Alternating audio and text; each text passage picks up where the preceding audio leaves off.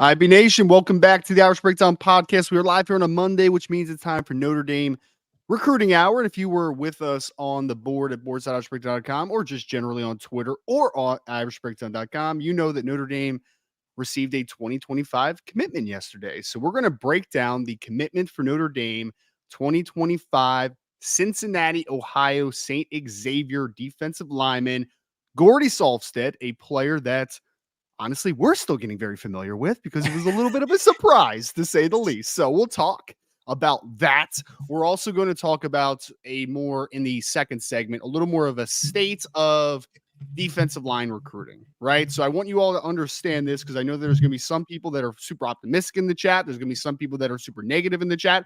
This is how this is going to go, folks. We are going to talk about Gordy Salstead. We're going to talk about what he brings to the table. We are going to tell you all our truthful and honest opinions, things that he needs to work on, how it fits in the class, how this is going to trend moving forward, and the state of the 2025 recruiting class on the defensive line. So we are going to talk about the facts in the first section. Now, the second one is a little bit more of a subjective matter. We're going to give our opinions on Notre Dame defensive line recruiting, what we really like, what we have big disagreement with, what are some things that make us a little bit nervous, and maybe some things that might need to improve or things that need to be proven moving forward for defensive line recruiting moving forward into the future. And then, guys, don't know if you know this, EA Sports College Football 25 is coming out in just a couple months here. So we want to end the show on a super positive note. We're going to talk about some superlatives for what we should be expecting. We're going to put the recruiting side into it a little bit. We're going to talk about the 2024 class. Guys that can win the Heisman in the future in your Road to Glory simulation. Who are some guys that might be 99 overall players down the road? We're going to be talking a lot of cool superlatives on the end of this show. Before I start into the first segment here, Bryan Driscoll is joining us, which is it's not super typical anymore for the recruiting hour because he lets me and Shaun kind of ride on through. But of course, a big commitment, Bryan, or I should say a commitment in the 2025 class for Notre Dame. You have to be on. We have to talk about it, man. Are you saying I had to babysit today? Is that what you think I'm doing? So, oh, no, not at all. Not at all. Hey, you need to get your insights into this. Yeah. I appreciate that. Appreciate you guys letting me come on today. And Shaun, I also talked with Angela. She said you can bunk here for the first week when EA Sports comes out with 25, so you'll be good. So she'll get the guest room all set up. So we'll be all set. We'll be all set. Yeah, I mean, look, it's a good day, guys. I mean, look, you added a kid from a program that Notre Dame absolutely needs to have as a pipeline. Whenever St. X has a kid that's a Notre Dame caliber kid, you got to get him, right? Cincinnati's a place that Notre Dame's had a lot of success with. That's a good thing. There's a lot of positives today. I'm going to enjoy talking about this young man, but then also, having some of those frank conversations about where D-line recruiting is and understanding what the standard is. Because I think there's a tremendous misunderstanding with people of what the standard is. And we're starting to hear some of the same justifications for recruiting at certain positions at Notre Dame now that we heard under the Brian Kelly era. And as I've said a million times, if something wasn't good enough and was a standard that we held Brian Kelly accountable to, we're not going to change that standard for Marcus Freeman. In fact, Marcus Freeman and his rhetoric should make us think we are going to raise the standard because he has raised the standard. And so that's what it comes down to. It's look, Notre Dame, there's not a commit in the class. It's not a good football player. It's a Notre Dame kid. But the questions we'll ask are more big picture. But first, guys, we wanted to all do due diligence to break down Gordy Sulfsted because the young man deserves that. And so when you dive into him, Ryan, obviously you talked about St. X. He's listed at 6'5". He's listed anywhere between 240 to 250. We'll break down the game. Let's just do a couple particulars. I actually thought he had this is a kid, I'll be straight with you guys. I'd never really heard of him before the last week and didn't even know he was a big target for Notre Dame until, honestly, yesterday. Right. I'll be completely honest with everybody. I had no idea that this was a kid that Notre Dame was going to push for. And so, we'll dive a little bit into the backstory here in a minute. But, this is a kid that as we said, 6'5", between 240, 250, had offers from Cincinnati, Duke, Boston College, Georgia Tech, Wisconsin, Louisville, Indiana, Illinois, Iowa, Miami, Florida, who's been coming up north a lot, Minnesota, Pittsburgh, Purdue, Rutgers, Stanford, Vanderbilt, Virginia Tech. So pretty quality offer list. I mean, it's not an elite offer list, but it's a quality offer list. And so there's a lot of things to like, which we'll dive into, guys. But, the reality is when you can dip into the state of Ohio and continue that pipeline into the Cincinnati Catholic school areas, that alone is a positive. And we've seen them do more of that. The other thing that people have to understand when evaluating this commitment, good or bad, is too many people think that every kid is being recruited to be the next Stephon Tuitt or the next Will Fuller. That's not how you build a roster. And you have to understand that there's a certain way to build a roster, and that has to be taken into context. So we'll talk about all that stuff, guys. And I'm looking forward to having this conversation about Gordy and then what it means for D-line recruiting, and then of course, Ryan and the superlatives. That'll be fun to do here at the end of the show. So, Shaun, it's you have been on together talking recruiting in a while, man. It's been a minute. Yeah, and the irony of this being the topic we get back to, right? A situation where you have a young man that we're going to talk about in a minute here and get into what we like and what we're going to want to see. And I don't really think there's anything negative to say about the young man. When you really look at his measurables and you look at the ceiling, the possible ceiling that the young man has. But, as we kind of dig or get deeper into the woods, we start to ask, well, how is this coming about? What is the bigger landscape that he's walking into and that's being presented to the fan base? And I think that's where the waters begin to get a little murky surrounding the young man, and it's unfortunate because it should be a really big moment for this young man, him committing. Yes. And you talked about all the offers he had, which was a solid offer list. Yeah. So it should be a huge moment. And for us to sit here and to be able to go in depth about the things outside of him personally, that is unfortunate. But, it's something that we have to talk about because it's something that's, man, I think could be a trend that we would like to see possibly change or switch directions. Hopefully. Yeah. Well, we'll talk about that in the second section, obviously. I know, Bryan, we're going to get over to the backstory to kind of kick this conversation off and just kind of talking with you a little bit about it. This was, look, folks, whether you loved the commitment or not, Notre Dame did their due diligence with this one, man. We just used the evaluation, the spring evaluation period as part of this evaluation period was going out and getting to see a lot of 2025 defensive linemen. And from the sources you have, obviously, Bryan, Gordy Salstead is a guy that shined amongst that group of players for the Notre Dame staff. Well, there's this thought that this is just Al Washington doing whatever. And what you have to understand is, again, we'll have that conversation, but this is not a guy that was Al Washington pushing on the rest of the staff. This is a guy that the staff got out and saw this spring. And I was told, look, the way that the spring visits work now, these guys are going out there, and if a kid's doing a workout, they are allowed to evaluate the workout. And so when they're getting on the road, they usually plan these things around when kids are going to be doing workouts. And so they can see these young men work out, they get to size them up and do everything within the legal means to evaluate these players. And so with Notre Dame missing on some of their top players and then choosing to move on from some others, this spring evaluation period was very important. And I'll just tell you guys, there were players that the staff had higher than Gordy going into the spring evaluation period, from what I'm told. Coming out of the spring evaluation period, that changed. And that's why this kid was the push. I mean, there's Brad Fitzgibbon, who I like a lot on film. There's some other kids that were on the board that would rank higher than this kid that in a lot of people's ideas. But this came from a staff-wide evaluation of where they're going to go. And so we'll that's where the conversation will be. So this is not some, oh, shoot, it's May 19th and we're panicked about all the kids we've missed on. This is an evaluation. Now, people can agree or disagree with the evaluation, but we all have to have the proper context of how this came to be. This isn't justifying anything. This is an evaluation, right or wrong. This is based off an evaluation where the staff sees something in this young man that they believe he's going to take off moving forward. Like I get everybody I talk to, Ryan, I keep hearing two words. Actually, 4 words. It's a sentence. This is Riley Mills. That's what they keep saying. This is Riley Mills. This is Riley Mills. And if you think about where Riley was as a junior, what's that? Yeah.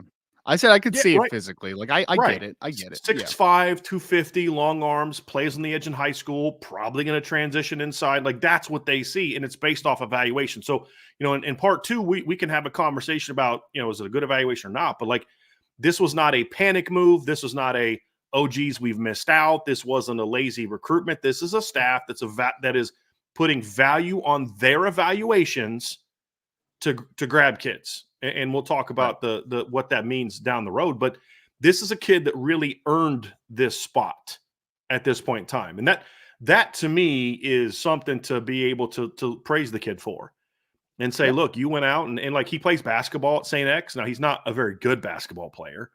He's averages, I think, about 5 points and 4 rebounds the last 2 years, but you can still see him moving when playing basketball. You pop into basketball film, you can see the footwork and those type of things. He's just not a very skilled basketball player, just a big athletic kid. So that's where it came from, Ryan. And that's what's kind of fascinating about this because, you look at a kid like this and you're like, this is not a kid we ever heard of. This just doesn't happen. I mean, we were talking on the boards this weekend. They're like, how often does Notre Dame get a kid that you didn't know about? I'm like, doesn't happen very often. And then literally a day later, I get a phone call like, hey, just so you know, this is what's about to happen. I'm like, wow, okay. Because it's so different because like the intel that we're getting as far as who the coaches are going out to see, who they're watching work out, like those types of things, combined with the fact that Gordy never released that he was even offered by the University of Notre Dame, right? So it's not like the conversation was out there where like, oh wow, Ryan, Gordy Salstead got an offer. Go talk to him to see how often he's talking to Notre Dame and what he feels about the program. Like none of those things transpired here, Shaun, obviously, right? So like threw us off a little bit, threw us through a loop a little bit. But again, I think when we kind of just look at the backstory, Shaun, we want due diligence, right? And I think that most people in impulsive thoughts say they probably saw this kid once. They're like, all right, here's an offer because our defensive line recruiting sucks and we stink right now, right? But that's not how this worked, Shaun, right? Like this was we saw X amount of kids, a ton of kids. This was the kid that impressed us the most, and this is our guy. At the end of the day, I can respect that evaluation. I might see it a little bit differently. I may have been patient in other instances or whatever the case might be, but Gordy Salstead was their guy, Shaun. And hey, man, if they're right, they're right. And I sure hope they're right as a Notre Dame fan. Based upon the conversation that was just laid out by Bryan, there are two very interesting things that we must really look at here. Number one, are you valuing the workout and the eye test over the production in the film?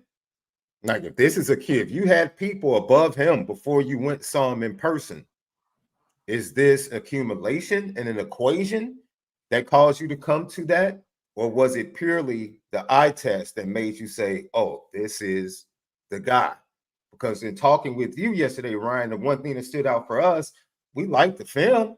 We can see the upside. We see the measurables. The comp with Riley Mills, well, I'll get to in a second. Yeah, that's fine and dandy. Where's the production? And that's to be, we said the same thing about Elijah Burris. There are plenty of things we saw on film. We're like, yo, we like this kid at the wide receiver position, and we feel like he has room to grow. Yet still, it's not adding up because we don't see the production. We knew the injury history when he first got to the school his freshman year, sophomore year, but now we need to see the production in order to really buy in to what we're seeing on film and what we like. And it's the same thing about Sudfeld. It's like, yeah, I see what you might see. I absolutely, from a measurable standpoint, you walk on the field and you see this kid. I'm sure that at first sight, they're probably like, oh, this kid is impressive. Right. Then you see him move, like Bryan just pointed out, you see him move on the basketball court, regardless of whether or not his production is double at his size, which, if he was a good basketball player in high school, it probably would be. You do see the athleticism, the footwork, the quickness, and things that can entice somebody. So I'm very interested in, how the decision as a staff was made. Was it made based upon a lot of different variables, or was his workout that overwhelming in comparison to others that they watched on the road, to whereas they just felt like we can't ignore this, and this is a kid that we have to get on and get into the class. So I'm interested in that. Yeah, you guys can come back, comment on that before I get to the comp. Well, I was gonna say too, Shaun, to add into that is that we do have to remember this is a kid that's a high school junior that hasn't even played a senior season yet, right? So a big Right. part of this evaluation period and seeing these kids in person and move and camp and all those types of things is it's kind of a precursor to a breakout as a senior, right? Because again, like I remember we sat in one of these meetings when Notre Dame had gotten, or one of these shows when Notre Dame had gotten Bodie Cahoon at first, right? And we're just like, there's a lot to like there, but like it just hasn't materialized into on-field production and, just kind of the upside factor, right? Or at least tapping the ceiling. And then, Shaun, what do we talk about after senior year for Bodie Cahoon? It's like, wow, that dude just had 203 tackles and 27 tackles for loss and 9 sacks. Like, Notre Dame saw it coming there, right? They saw it coming. Notre Dame has done that a couple times so far. I mean, even Tabron Benny Powell, who I still not like a huge fan of, but like they saw Tabron, they liked Tabron, and Tabron had a good senior year. So like maybe they're right, maybe they're wrong, but ultimately they did their due diligence, Bryan, which I think is, again, it speaks to this isn't an impulse decision. This isn't a one track decision. There was a lot of data points and conversations that need to be had in order to find this young man to be their guy. Yeah, guys, I'm sorry. I'm having a little problem with my monitor right now. But keep in mind, too, this is a kid that had a Michigan signee on the defensive line with him last year that was a 4-star kid, according to Rivals, I believe. Yes, that the Hammond kid, right? The Ted Hammond, Teddy that Hammond? he outperformed. Yeah. Right. I mean, so looking at the stats last year for Gordy, he had 41 tackles, 6 tackles for loss, 3.5 sacks. Ted Hammond, who signed with the national champs, had 38 tackles, 3.5 tackles for loss, and 0.5 sack as an interior guy. So that's part of the reason they had him on the outside, was because they had Ted Hammond on the inside. Well, Notre Dame views him as an inside guy. So that's part of the production too, Shaun, is he's a guy that they're going to have, that they view as a guy that's not he's not an edge player, which is where he's playing now. So, that's part of the conversation too. And that's how they see it. But to answer your question, Shaun, when you look at this young man and you ask, well, what was the process? It really did come down to the upside and the workout. It was, you could see certain things on film, but it was the production, because they're kind of looking at themselves and saying, well, we found these kids before. You offer Bodie Cahoon. I'll give you a more close to home example at this position. Bryce Young. As a junior, Bryce Young had 9 tackles for loss and 3 sacks, right? And a pretty good program. Then he comes out as a senior and has 33 tackles for loss and has, 14 sacks. Now, this kid's not going to have a Bryce Young breakout, because we all saw along. Like, I think as a junior, I had Bryce Young as a 3.5-star kid with a borderline 5-star upside. And you're like, okay, when does he well, he tapped into it as a senior in high school. This kid's not going to be that. So the point of this conversation is not to justify anything. It's to explain the process. Right. That's where it's at. It's to explain the process.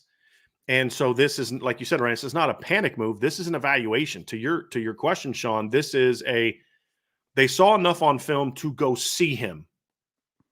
And then what they saw when they met him, you see the frame, massive frame, you see the workout, you see the athleticism, and it's like, hey, I think, like somebody asked me on the board, they said, who do you think's the better player, Brad Fitzgibbon or Gordy Sulfsted? And I said, right now, Brad Fitzgibbon right now is a better player. And they said, well, what do you mean better player?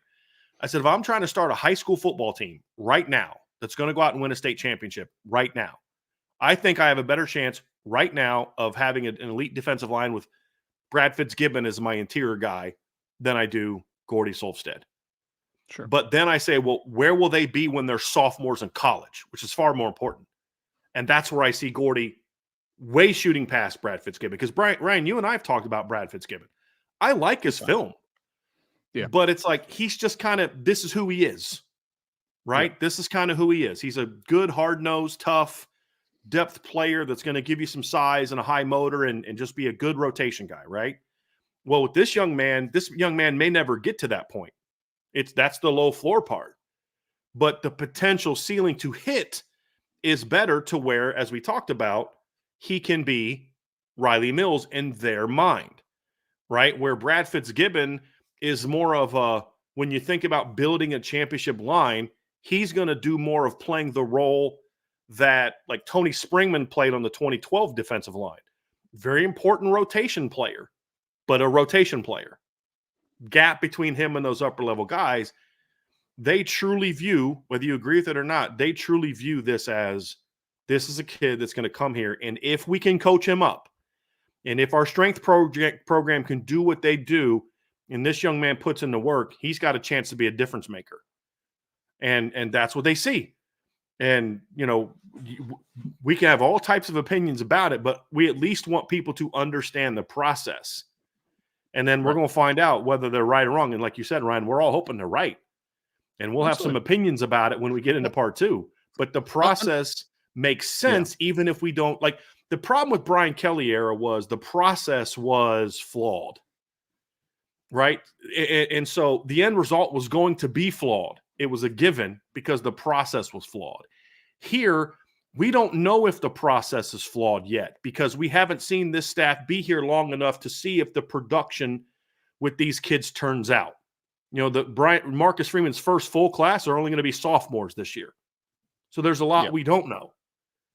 You know, we don't know if Boubacar is going to go from not playing much as a freshman to a breakout as a sophomore. We don't know that yet. We don't know what Armel Mookum's going to do at Notre Dame. We don't know what Brendan Byrne is going to do at Notre Dame with a lot of these kids. So we don't have the evidence of it, whether it is or isn't. But I will say this, agree or disagree, this is in line with the process that they've had the last 2 years on the defensive line recruiting, which is get out, see these kids, see them in person, evaluate the potential and the upside, and bet on the upside. This is not out of line. And we'll have some thoughts on whether or not that is the right strategy. But if you take out any context, and this is what I want to do for the breakdown of this young man, take out all the context of what it does or doesn't mean about D-line recruiting and just look at this kid. Guys, I said on the board yesterday, I have no problem. There's a lot to like about this young man. And we'll dive into a lot of that as we get into the film. But there's a lot to like about this kid. So the process makes sense in that regard. And you can see the film, Shaun, and you mentioned it. You can look at the size, look at the frame, look at the athleticism, and then project that inside. Because like Ryan, you said it when you and I were talking yesterday, the bend for an edge player is just not there. It's just not. But then you watch him inside and you see the vertical charge, and he looks like a different player on the few snaps where he's lined up over a guard or a center. And I think that's what they're seeing. I do think, because I am working on a little bit on a film breakdown where he actually does bend the track a couple times off the edge, but I think when you're translating it to the college game, I mean, that bend for an interior defensive lineman is really good. I mean, I think that's going to be a hard thing to stop against a guard, for instance, right, on obvious passing situations. So he's a very interesting player, and we'll obviously break down the film here in a few, guys, but we want to start off and after the backstory here of this, because this happened very abruptly, very quickly. Again, there was a process behind the scenes, but unfortunately for us as the media side of things, we didn't really get the insight into that until, hey guys, this guy's committed to us type of conversations, right? So class impact, though, this is a player, and we've talked about how the defensive line class in 2025 is formulated so far. You have Christopher Burgess, who's your big end in the class, true edge player. You have Davion Dixon, who is your modern day nose tackle that does have some tackle for loss production and a pretty good level of competition out there. Miami Palmetto. You got Joseph Reif, who is viewed as strong side end that could eventually transition in to playing inside. You also have Dominic Hulak, who is viewed as was originally viewed as a kind of a hybrid player, right? The money backer, but from conversations that he's had or interviews he's done recently, it sounds like he's being sold more on playing Viper on a more full-time basis. So maybe that's just your pure Viper in the class. We'll see as far as, you know, how everything fills out. But this Gordy Sulfsted recruitment and commitment is your other true interior player. He is the guy on top of Davion Dixon that are for sure the staff sees as inside only players, guys that are going to play on the interior. Could Joseph Reif end up being that guy eventually? It's possible. Depends how his body matures and how much weight he can gain without sacrificing athleticism. But they view Gordy Salstead as a guy that is going to play inside. So that is the class impact here, is that this is your second true interior player. You have another player that could be that guy eventually, but this is your second interior player to couple now with Davion Dixon. And Shaun, I think they needed that. Like, look, I know they're trying to move Cole Mullins inside. I don't know if that's going to work or not. I don't know if he has the body to be an inside guy. And then you got Shaun Sevillano. So this is who's a nose. There was Davion's a nose. So there was a need for at least one guy that you project to be a 3 technique.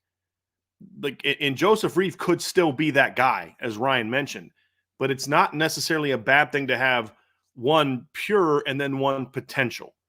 So, but you needed at least 2, right? I mean, we all agreed minimum 2 pure inside guys. And when we say pure inside guys, we mean for Notre Dame, right? Not, I mean, Bryant Young was a linebacker coming out of high school in Chicago. So I don't care that he was, it's where he's going to play at Notre Dame. And so you're talking about a guy that the staff projects as a pure inside guy, a 3 technique, like you said, a Riley Mills type of guy who in some of your 3 down looks can play a power end position in your 3 down looks if you want to go like with some of those looks, Ryan. So I think that's important too, because if you have pure interior guys, just pure pluggers, I think that limits a little bit of what you can do from a how you use your offense, your defensive linemen as well. And Sure. and that's why they're looking for, like, Al Golden's defense is not a 3 big bodied 2 gap plug the whole guys. He wants disruptors, and they see this kid as a disruptor. So you have Davion, who's a true nose. You have Chris Burgess, who's a true end, defensive end, not Viper, defensive end. You have Joseph Reeve, who's a potential swing guy. And now you have your 3 technique. Now we'll find out if they have a Viper or not. That we'll have that conversation a little bit, but this is a you filled a need. Class impact is about filling a need. You filled a need from a number standpoint, but you also filled a need in a skill set you were looking for, which is they were looking for a guy who could potentially give them disruptive interior play, which is what Riley gives them. Because, like, look, Riley's numbers aren't that of the numbers that people look at, fans look at, tackles for loss and sacks. Riley Mills wasn't an overly impressive player last year. But if you look at Pro Football Focus's disruption numbers, pressures, run stops, he's top 15 in all of college football last year. And he was one of only, I think, 4 or 5 D tackles, along with Howard Crossmate, somebody 7 or 8, that was top 20, was top 25 or top 20 in both. Right. So the disruption was there, even if he wasn't landing the football. And then when we talk this summer about what Riley Mills needs to do better, we'll talk about the need to, finish better. But the point is, the thing that Howard Cross and Riley Mills bring to the table is they're very disruptive. That's what Al Golden wants. He doesn't want D tackles just sitting there and clogging up lanes. It's good to have guys that can do that, Shaun Sevillano. But guys, go back and watch the spring game. How many times did we see Shaun Sevillano in the backfield? How many times, you know what I mean? Like, it's not just a big fat guy that can stand there and eat up blocks. They want he had 100 tackles for losses last 2 years of high school or something like that. Right. That was a crazy But, like, number. they want guys that can make plays, Ryan. They want guys that can be disruptive, and that's what they see in this young man. So from a class impact standpoint, met the need numbers wise now, and met a style of play that they're looking for. And then specifically now you have a guy that's a 3 technique. That's where we're at, Shaun. So I think the meeting the needs was an important part of taking a kid like this. And let's be real, Shaun, I think there's something to this as well. When Notre Dame gets real quiet about pushing for a kid and they don't talk to people, a lot of times it's because they're afraid this kid's about to blow up.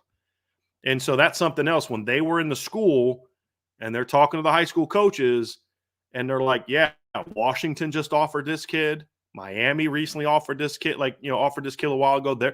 This school's coming in. This school's coming to check on him. This school's about going to be here. This school wants him to come work out this summer. Notre Dame, I think, realized, like, look, we need to get this kid before he blows up. And this becomes a little bit of a harder recruitment. That was part of the thing that factored into this too, Shaun. Well, that's really smart to do. And I love the process. My question was just, what are the variables that led to the final answer in the equation? Like, especially based upon what made me go there was you saying, look, he was lower on the board when they went to this evaluation. They went out to see kids. Yep. So I'm like, okay, is this a situation where, he jumped up based upon several variables, or was it just, yo, eye test, we see this kid, but now you're talking about conversation with the coaches added to the recent offers. The Washington offer came what, baby, a day before Notre Dame Something like saw that. him or something Yeah. like that. So Yep. yeah, it all adds up. And like you said, when you watch the film, dude, we understand from watching this film, like the potential. And then you talk about Riley Mills. My only thing with the Riley Mills comp is, and Bryan, we talked about this yesterday, and Notre Dame fans, rightfully so, they probably feel this way, regardless of whether or not they like the young man. It's like, are we going to keep going after? And I mean this in the most respectful way that I can say it. Riley Mills is an overachiever, man. No one expected Riley Mills to do what he has. Riley Mills, in my opinion, Bryan, of course, you're the. But he was a top 150 player coming to high school. No. But what I'm saying is, no one expected Riley Mills, number one, to bump inside. When he first got to Notre Dame, most people thought Riley Mills was going to be a strong end. Then they beefed him up and asked him to move inside. A lot of Notre Dame fans had questions, like when he moves inside, is he going to be able to be effective, right? And then he turned himself into a top 10 defensive tackle, top 5 defensive tackle in the nation. So he has answered all the questions, and in my opinion, has superseded or exceeded the thoughts of fans along the way, regardless of where he was ranked in coming to high school. Every question that was put up, him and Howard Cross, in my opinion, more so Howard Cross, of course, because of the measurables, have overachieved by answering questions and, in my opinion, going above and beyond the expectations that fans have for them because of certain questions that were asked along the way. Not to doubt who they were coming out of high school and not to play apples to apples, but when you hear, okay, they see Riley Mills in this young man. Okay, I'm speaking. For right now, I'm looking at Notre Dame fans and how they're reacting to this and saying I can understand why they're reacting the way they're reacting, because they're looking at this saying, okay, once again, this is what we're doing. When are we going to go and change the narrative along the defensive line? Bryce Young was a nice step in that direction. Okay, are we going to follow that up in the 25 class? Are we going to follow that up in the 26 class? These are the things that Notre Dame fans are looking for. Not here to say whether or not the evaluation is bad, right, or wrong. I don't like this kid. I don't like this kid. I'm talking about what fans and their expectations when they hear Riley Mills, what they're automatically are going to start to think.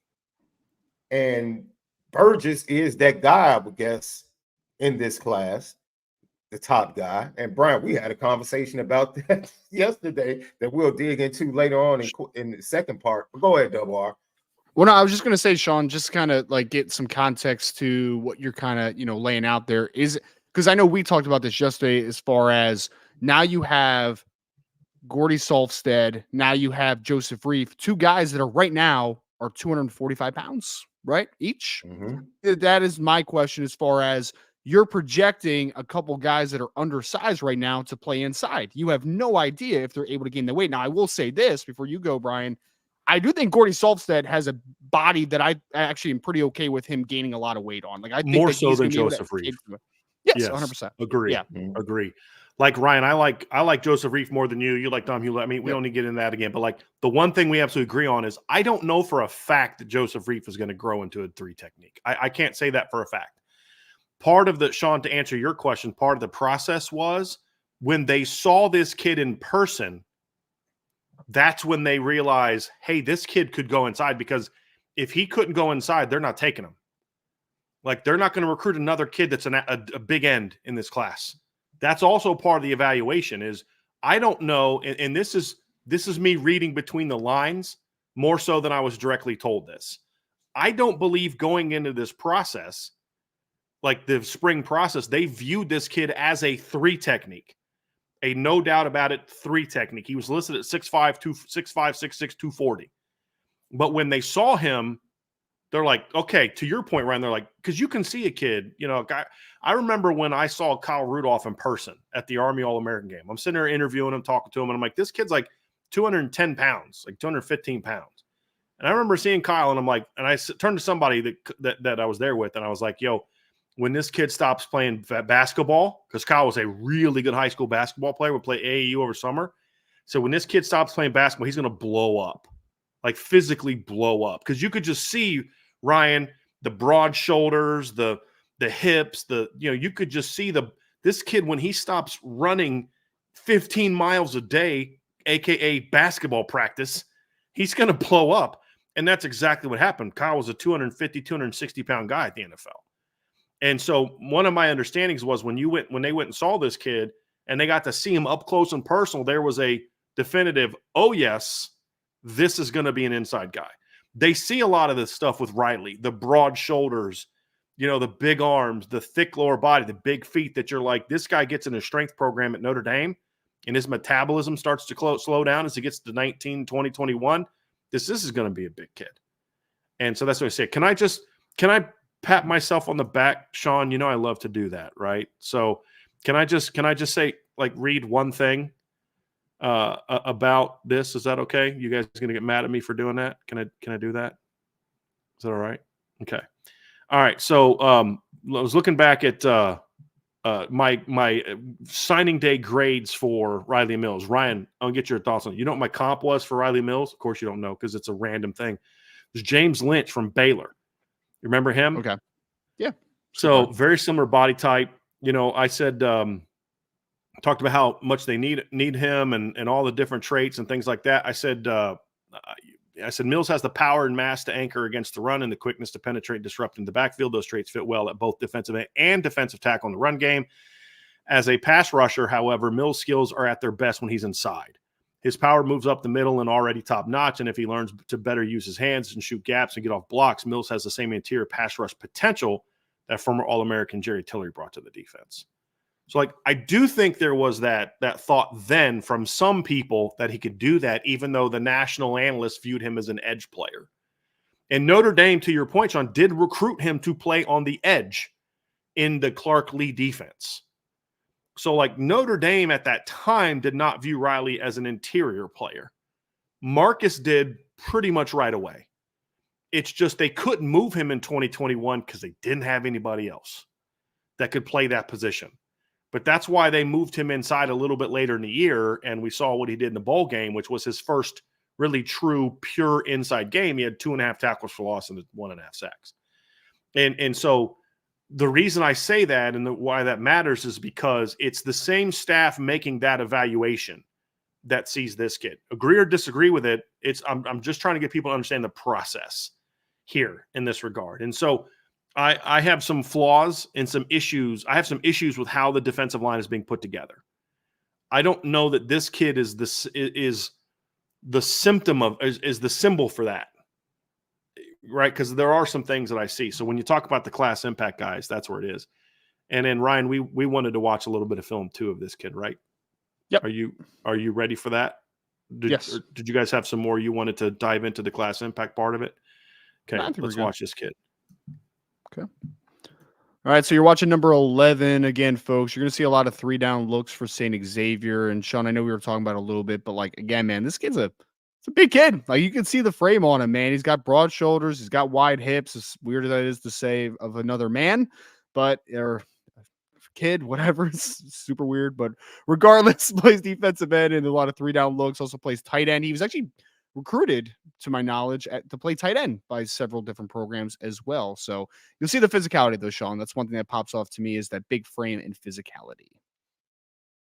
And that's one of the things you love, right? So you talk about the comp of Riley Mills. You talk about them being able to lay eyes on this young man and to readily identify this is a kid that we're going to be able to develop and move inside. No problem with that. But when you watch his film, when we both touched on it during our conversation yesterday, we both loved his ability and his upside just based upon the film. The question that we had, you pointed out Bodie Cahoon, that's a perfect case in point where you're looking at a young man that still has a full summer to develop, and that's probably going to come into a season with bigger expectation and a bigger role in defense now going into his senior season for his school. And then you probably see the production go up. Bryan pointed out the young man that's a commit to Michigan that was on the line that he outperformed. So that's another bonus when you're looking at this young man to say, okay, he's probably going to take a jump in his senior year. So overall, there's nothing, there was never anything to be down about. Maybe some people are down about, his star rankings. We tell people all the time, don't fall in love with star rankings, man. Some people fall in love with those things and immediately react to it. But when you dig into the young man and the potential that you see on film, even in watching some of his basketball film, you're able to see his quickness. He can move his feet. And if you can project that with added weight, and if the young man can get up to about 290 pounds and be comfortable with that, and even if he grows a little bit more, he can play inside and be effective. And in this defense, what he's being asked to do, which is to get upfield, be disruptive. And Notre Dame is asking that of all of their defensive players in the front seven.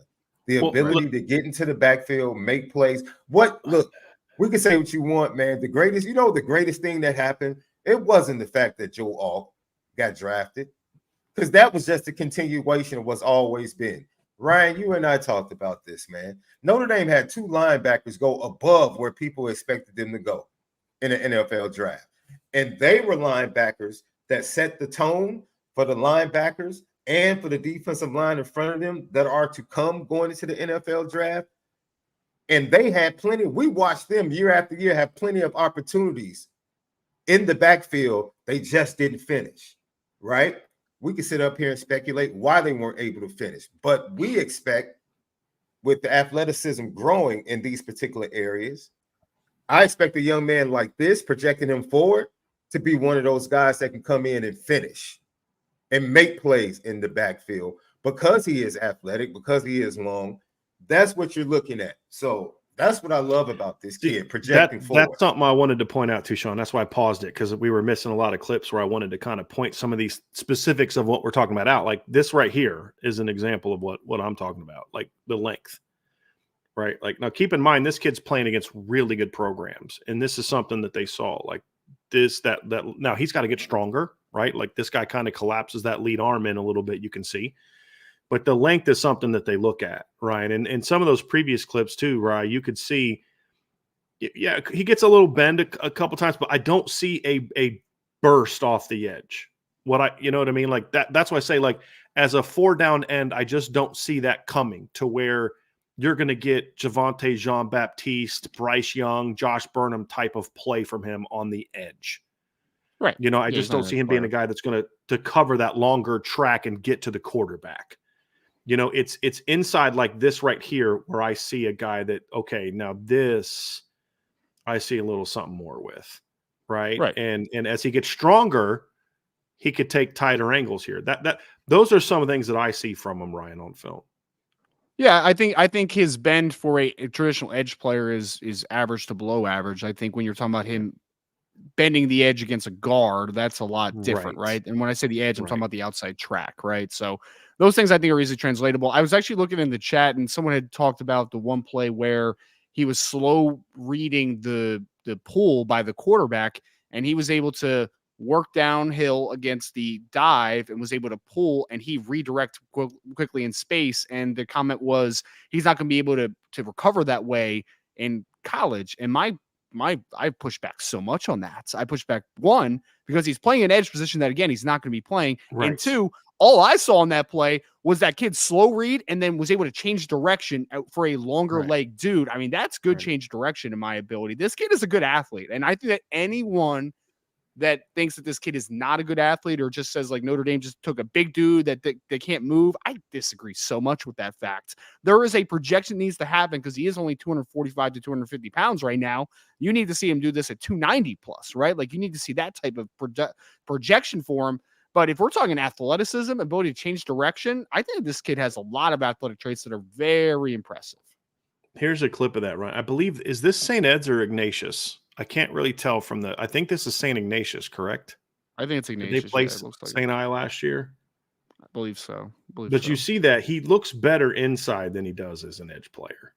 And you can see that from here. And this is that, you talk about Ryan, that ability. He's going against a smaller guy to be able to get low and win low for a 6'5", 6'6" kid. It's not bad. Is he super explosive in the middle? No, he's not. I mean, he's not. But what Notre Dame is banking on is they think as he gets into a strength program, that part comes. That will come. They see and that's where the projection comes from.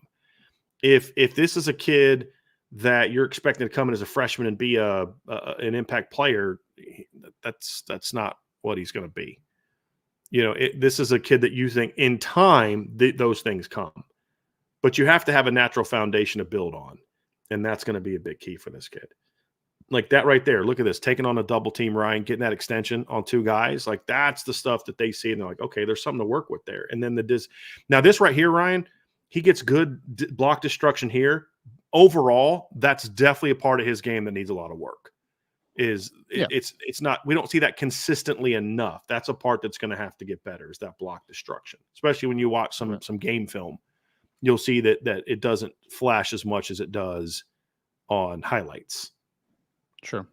Well, I think he's playing, Hammond, by the way, and he's playing a position that you're playing a position in a lot of the 3-down looks here, where I just think that they're asking him to do a lot of things in that defense as well, right? Like this is a kid that I think is probably one of St. Xavier's more talented overall athletes for his size. And I think that when you get him into college where you ask him to do one thing instead of 3 to 4 things, that's where the kind of blossom happens, right? Because I think honestly, like Notre Dame did a little bit of a disservice to Riley Mills at times, a couple early times in his career, because I felt like you were like, edge player, interior defensive lineman, where does he fit? I feel like we've had the same thing with Tyson Ford a little bit, where it's like, where does Tyson fit? Brendan Vernon a little bit too. It's like when a guy is able to just play one thing and become overly comfortable, that's where the athleticism really starts to pop, because then he's able to just kind of master one thing instead of trying to master in a few different things, which is just not right. Like somebody said on the message board, somebody said, well, why not try him at defensive end to start off with? And I'm like, guys, he has Josh Burnham, Bryce Young, and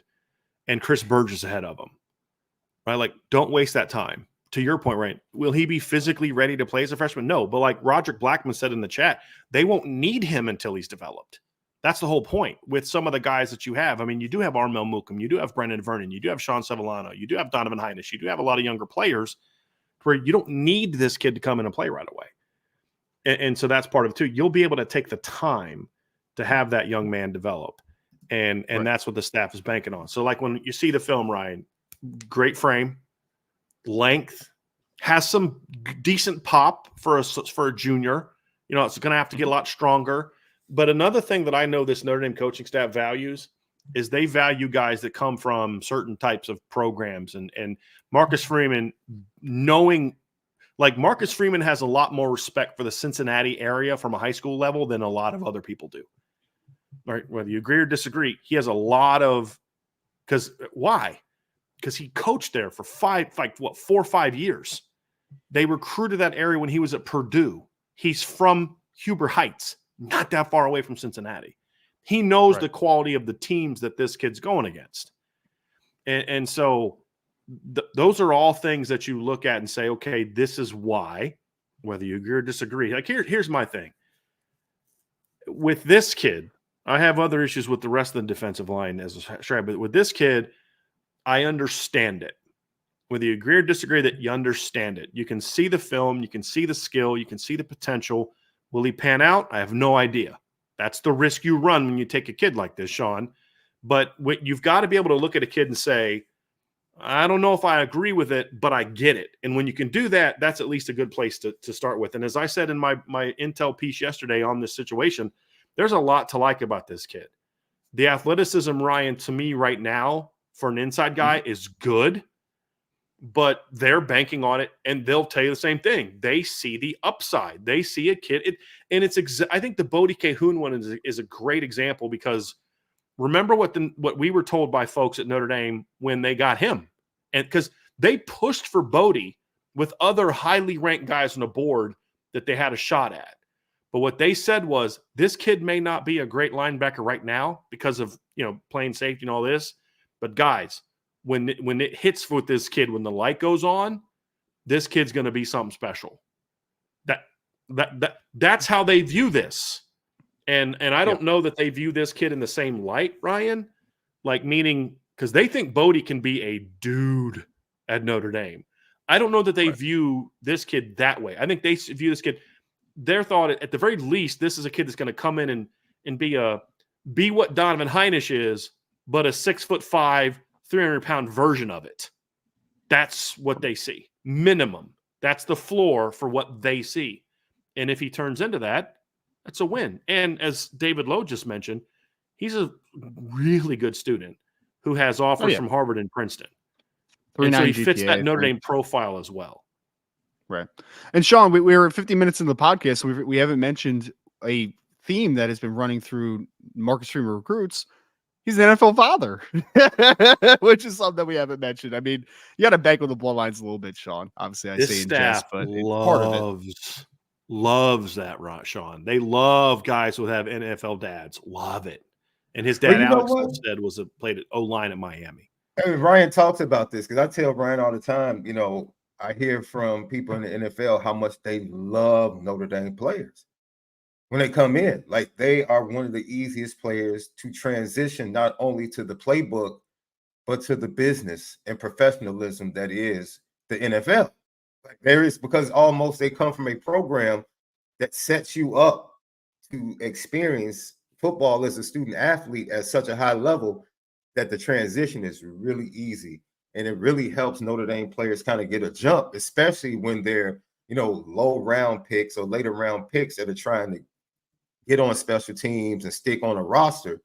That might be the one thing that keeps them ahead of another kid, the way they go about their business. And coaches love that. So when you talk about that pedigree is something that, this coaching staff, they appreciate because they know it can assimilate into being a Notre Dame kid, right?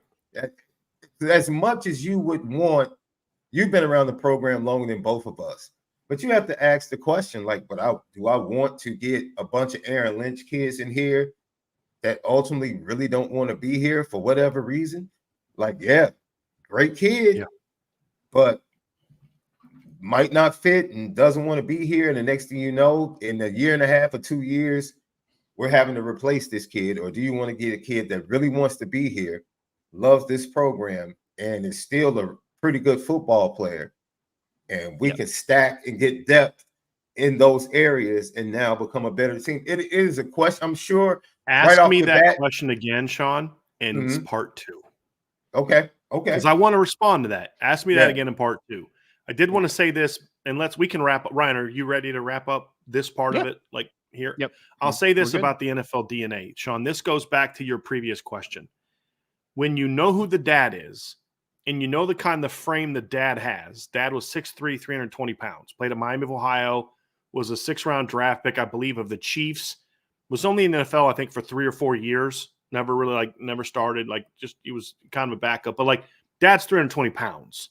So when you see a dad, it's not so much just that, dad played in the NFL, but when you see dad and you see dad 6'3" plus 320 pounds in his prime, and then you see this kid with the broad shoulders, the big hands, the big feet, and you're like, okay, that DNA wise is that leads us, that's part of the evaluation, where other kids you may meet and the dad was a basketball player and you don't know that this kid's going to fill out that way, right? I mean, you see a kid that's 6'4", 215 pounds, and his dad was a shooting guard in the NBA, and a kid who's 6'4", 215 pounds, and his dad was a Hall of Fame defensive tackle. You kind of have you're making a guess on which direction I think it's going to go. Well, guys, that wasn't a hypothetical. That was the real decision Notre Dame had to make when they recruited Bryce Young and offered him, when Duke was the only other school that offered him, and he was 6'4", barely 200 pounds. But they see his dad, and you're like, dad still looks like he could play D tackle in the NFL. Right. And so they banked on the DNA was going to kick in, and the light was going to go on, and it went on sooner than even the Notre Dame coaches expected. Like, who Bryce Young is now, most people expected he would be by a sophomore, junior year of college. And he's already that now, right? So that's the reason why, if they're going to take a chance on somebody, they're going to take a chance on that. Again, agree or disagree, I'm not stating that it's correct or whatever. I'm explaining to you why they're taking those chances, because so far it's kind of worked out well for them. But there's also simple genetics involved. If, Yeah. Now, Shaun, there's kids that are 6'8" basketball players who have a 6' dad and a 5'5" mom. It just sometimes it happens that way, but those are the anomalies. Those aren't normal. Usually it tends to be something a little bit. So those are just things to think about when we talk about being in a situation where why would they make this particular move? That's all the different factors that go into it, because it's not just one thing. It's not, we saw him at a workout and he did really well. Well, there's other guys they saw work out and they didn't perform well. That's going to factor into this as well. That happened. You look at the DNA, you look at the academic piece, you meet people. There's all these things that factor into it that kicks out a formulation in theory that says, yeah, this is the guy we're going to take over that guy. And so you can agree or disagree with the process, but that's the process. It wasn't just a reactionary thing where, oh shoot, we lost this guy. Let's take that guy. And so that's what's going to make this part two it's going to make it a much more interesting conversation. And based upon what you just pointed out, Lauren Lando had to be part of that conversation. I would assume so. Yeah. To say, yo, take a look at this kid. Do you think he's going to be able to get up comfortably, get him up to this weight range and still keep his athleticism? So I'm glad, I'm encouraged because it seems to be a full staff conversation and decision. That's important. I'm very comfortable with that. That's important because, and we're going to have plenty to say about the D-line coach in part two. But what you have to understand about this commitment is this was unless I'm just flat out being lied to by people that haven't lied to me in the past, this was not okay, this is what Al wants, and so I guess we have to go with it. This was a Al Washington, Al Golden, Chad Bowden decision. Not just all right, well, I guess if this is what Al wants, we have to deal with it and see if it works out in this particular case. And so that's why when we have this conversation in part two, it's going to be kind of interesting. But in this particular case, that's where the process went. Well, folks, that is Gordy Sulfsted, 2025 Cincinnati, Ohio, St. Xavier defensive tackle, who is committed to the University of Notre Dame. We're going to get into defensive line recruiting, folks, and we're going to be a lot more fired up, possibly, and we'll talk the truth of where we feel like defensive line recruiting is for Notre Dame moving forward. Before we do, hit that like button for us. If you're listening to us on YouTube, make sure you're subscribed and hit that notification bell so you know when the next show is coming up. If you are listening to us on your favorite podcast platform, 5-star reviews are very much appreciated. Make sure you're subscribed over there. Boards.irishbreakdown.com for latest recruiting and team intel. Make sure that you're signed up. Very economical, very affordable. Make sure you go over there. That is going to do part one, though. We're going to talk defensive line recruiting next here on the Irish Breakdown podcast. All right, guys. We wanted to obviously keep a very positive note for Gordy Salstead committing to University of Notre Dame in section number 1. Shaun, I know I talked to you yesterday. Bryan, I know we talked as well about defensive line recruiting and the state of it, right? So Gordy Salstead off the table for a second. Let's talk defensive line recruiting. This could be a very interesting conversation because I know what both of you think about the state of defensive line recruiting, but Shaun, this could go off the rails a little bit, man. So, Bryan, you want to kick us off? Yeah, I do, because I think some terms need to be understood, and I think that we have to, as a fan base, not fall into the same trap we did under Brian Kelly. And if you read through the 7-page now chat that we had yesterday, when I gave my full breakdown of what's going on, in my breakdown, I didn't use Al Washington's name one time, and yet immediately it came down to he sucks or defending him. And I'm like, I never even mentioned Al Washington. Why are you assuming that I only think this is an Al Washington problem? Number one. Number two, we have to avoid the overly dramatic, this is why they suck program response. And we have to avoid the cultish, let's defend whatever Notre Dame does while they're here, and then we can bash them later. I didn't do that when Brian Kelly was here. I'm not going to do that when Marcus Freeman was here. Either side. And so we have to get to the point where we all understand the terms, because the response is like, hey, this kid's a pretty good football player. That kid's a pretty good football player. That kid's a good football player. Every single kid that Notre Dame has a commitment from right now, and I want to see if you guys will agree with me on this, because there's some kids we don't like as much as others. Some kids I wouldn't have taken. Every single kid is a pretty good football player. Every one. The question is, are they Notre Dame caliber football players, and are they kids that are going to help you win a championship? That's where I'm coming from, right? Because I saw your hesitation, because I think immediately you went to that standard. But all these kids are good football players. Oh, sure. There's kids at Miami of Ohio that are good football players. But are they Notre Dame caliber, and do they help you go beat Georgia? Do they help you go beat this guy? Now, here's the thing I said in my thing yesterday when I talked about Gordy Salstead. If you've convinced yourself that Georgia never takes a kid like this, you're lying to yourself, or you just don't really follow recruiting. If you convince yourself that Ohio State never takes a kid like this, or Alabama never takes a kid like this, you don't know how recruiting works. You don't know how those teams have recruited. But here's my question that we'll get into. Every school takes a kid like that, but they don't take 3. And these are the things that we're getting into is, has Notre Dame recruited good defensive linemen the last 3 years? Yes, they have. Is Notre Dame currently recruiting like a national championship program? That's the question. And so when we say it's not good enough, that's the standard. That's the standard that we're talking about. Is this good enough? Is the strategy, does it make sense? Does it work? Is there always a strategy? Sometimes there is. With this kid, there was. Overall, there hasn't been a good enough strategy, and that's kind of where we are. So when we get into this conversation, my request to Notre Dame fans is, don't be that guy. And what I mean by that is, don't be that guy on one side who you've got it in your crawl that you don't like Al Washington, so no matter what he does, you're going to find faults in it. Don't be that guy. Also, don't be that guy that feels that we have to have this cultish nature of our fandom to where we defend everything they do and we always trust the coaches type of thing.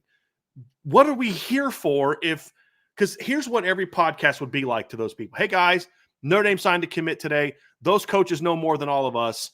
Have a good day. Talk to you else. I'm going to go grab lunch. Like, that's what the conversation would be if we always have to trust the coaches. Let's have an open and honest conversation about where they are and whether or not it's good enough.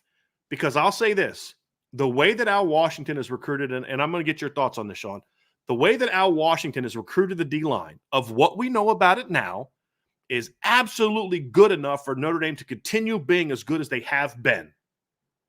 I don't believe it's good enough to go out there and say this unit is going to be the driving force behind a championship team. And when you tell me as the head football coach that you're going to be an offensive and defensive line-driven program, and one side of the ball is landing dudes every year, and the other side of the ball is taking projects every year, and they kind of luck out the one stud they got just happened to be the son of one of the greatest guys to ever put on your uniform, I don't know that you can justify that. And so there's a lot of things that go into recruiting defensive line is different at Notre Dame. But I think it's too easy to just grab onto that and say, well, that's the way that it is. So like that's kind of my thing, Shaun, is we have to be willing to accept that premise if we're going to have an open and honest conversation about that. And we have to avoid the pitfalls of everything Al Washington does is stupid and he sucks. And or the cultish, well, we love Notre Dame and so we'll defend whatever it did, because that's the stuff we did under BK. Is people now that hate Brian Kelly defended him until the moment he left and then quickly turned. Let's not do that again. Let's not go through that again. Let's have honest conversations about what we like and what we don't like, and then we can all hope that if we don't like something, that we're wrong, but still be able to have honest conversations and have accountability in the present. That's where we should be, and that shouldn't be too hard. And it's in sports, it's in politics, it's in everything we do.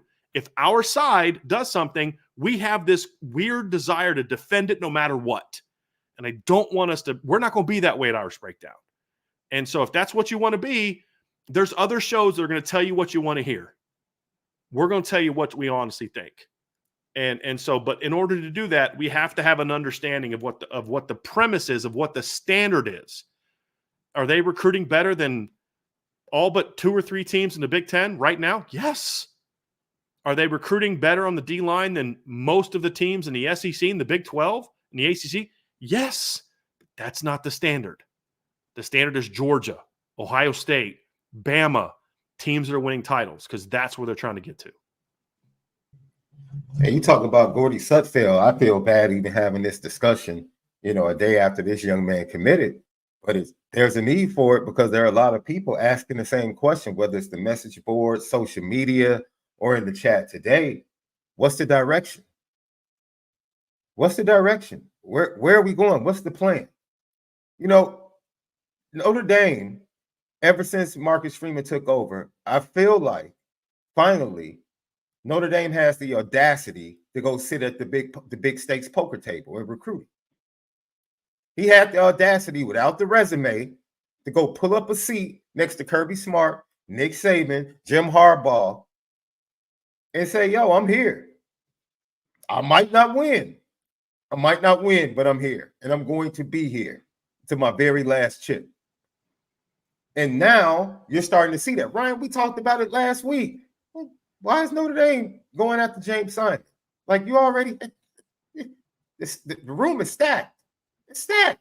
What? Because they have the audacity. Because they are that audacious. You know what? Yep. So what? The room is stacked. He's really good. And we want him. So we're going to go get him. Same thing you see a defensive back with Coach Mickens. Right? We'll wait to see how wide receiver shakes out with the new wide receiver coach. You see the difference in the quarterback recruiting. I mean, they're really the top 8 kids they looked at in the 26 class. Are you kidding me? They were being audacious. Say, hey, we want all of them. We feel like we can get all of them. And it's going to be up to us who we ultimately decide this is our guy. They have been audacious, except for defensive line. Right. Except that's the only position in recruiting where you don't get the same feeling. You could have said this about safety 2 years ago, Shaun. Oh, absolutely. But they fixed that. But they fixed that. Yes. So what are we talking about? When are we going to get direction? When are we going to get that same overall feeling that we get as a program because Marcus Freeman is the spear on this javelin? When are we going to get that same feeling in this position room? Because we're not getting that feeling. We're not sitting here. The production is there. We love what the defensive line did last year. We love what the defensive line projects to do. But how much credit do you give? Because they were recruited and some of those young men were developed by a championship winning defensive line coach that's now in the by NFL. The way, played a key role in 2 of the 5 best defensive lines in college football last year. Absolutely. Let's not forget that. Well, and Shaun, that's not meant to take away anything. Neither of us want to take anything away from Al Washington and the job he did, but we have to be able to ask ourselves, Ryan, okay, we know Al Washington can take grad transfers and veteran players that have had a foundation already established and turn them into a pretty darn good defensive line. But eventually, you've got to take your own players and build them up and develop them and recruit your own players and try to get to that point. And that's where the unknown comes from is, I mean, does anyone that was recruited by or primarily focused on by Al Washington played? Somebody say, well, what about Josh Burnham? Josh Burnham was recruited by Marcus Freeman while he was still the defensive coordinator at Notre Dame. So no, you don't have that, right? And so that's the question, Ryan, is we have to be willing to look at ourselves and say, this is my stance, Ryan. I have no problem with Notre Dame taking Dom Hulak. I have no problem with Notre Dame taking Joseph Reif. I have no problem with Notre Dame taking Gordy Sulfsted. I have no problem with Notre Dame taking Logan Thomas. I have no problem with Notre Dame taking Cole Mullins. I have no problem with Notre Dame taking Shaun Sevillano. I have a problem with that as the literally all but one of the kids you've landed the last couple of years. You can't have that be the heart and soul of your defensive line, meaning you can't have a year where Davion Dixon is your second best defensive lineman year after year. You can't have a year where in the year before that, whoever you like most, Cole Mullins, Logan Thomas, or Shaun Sevillano, whoever you guys personally like is the better of that group. At Bama, at Ohio State, at Georgia, 9 out of 10 years, that guy is not the number 2 player in the class. He's not. And then your number 1 player each of the last 2 years plays the same position. Right. Well, he got Chris Burgess and Bryce Young. All right, cool, great. They play the same position. I don't know that there's a lot of flexibility for those guys to play together the way you currently play. Maybe Bryce could go play Viper. I mean, I'd give him a shot if that's where you end up being. But there's just a lot of things you look at and say, yeah, those are all good football players. But is that how you truly build an elite defensive line at Notre Dame with those kind of players? Well, to a degree, yes. Notre Dame's always going to get those kind of guys. But Shaun said it. At every other position, we're seeing Notre Dame more than willing to go toe-to-toe with Bama, Ohio State, Georgia, all these teams.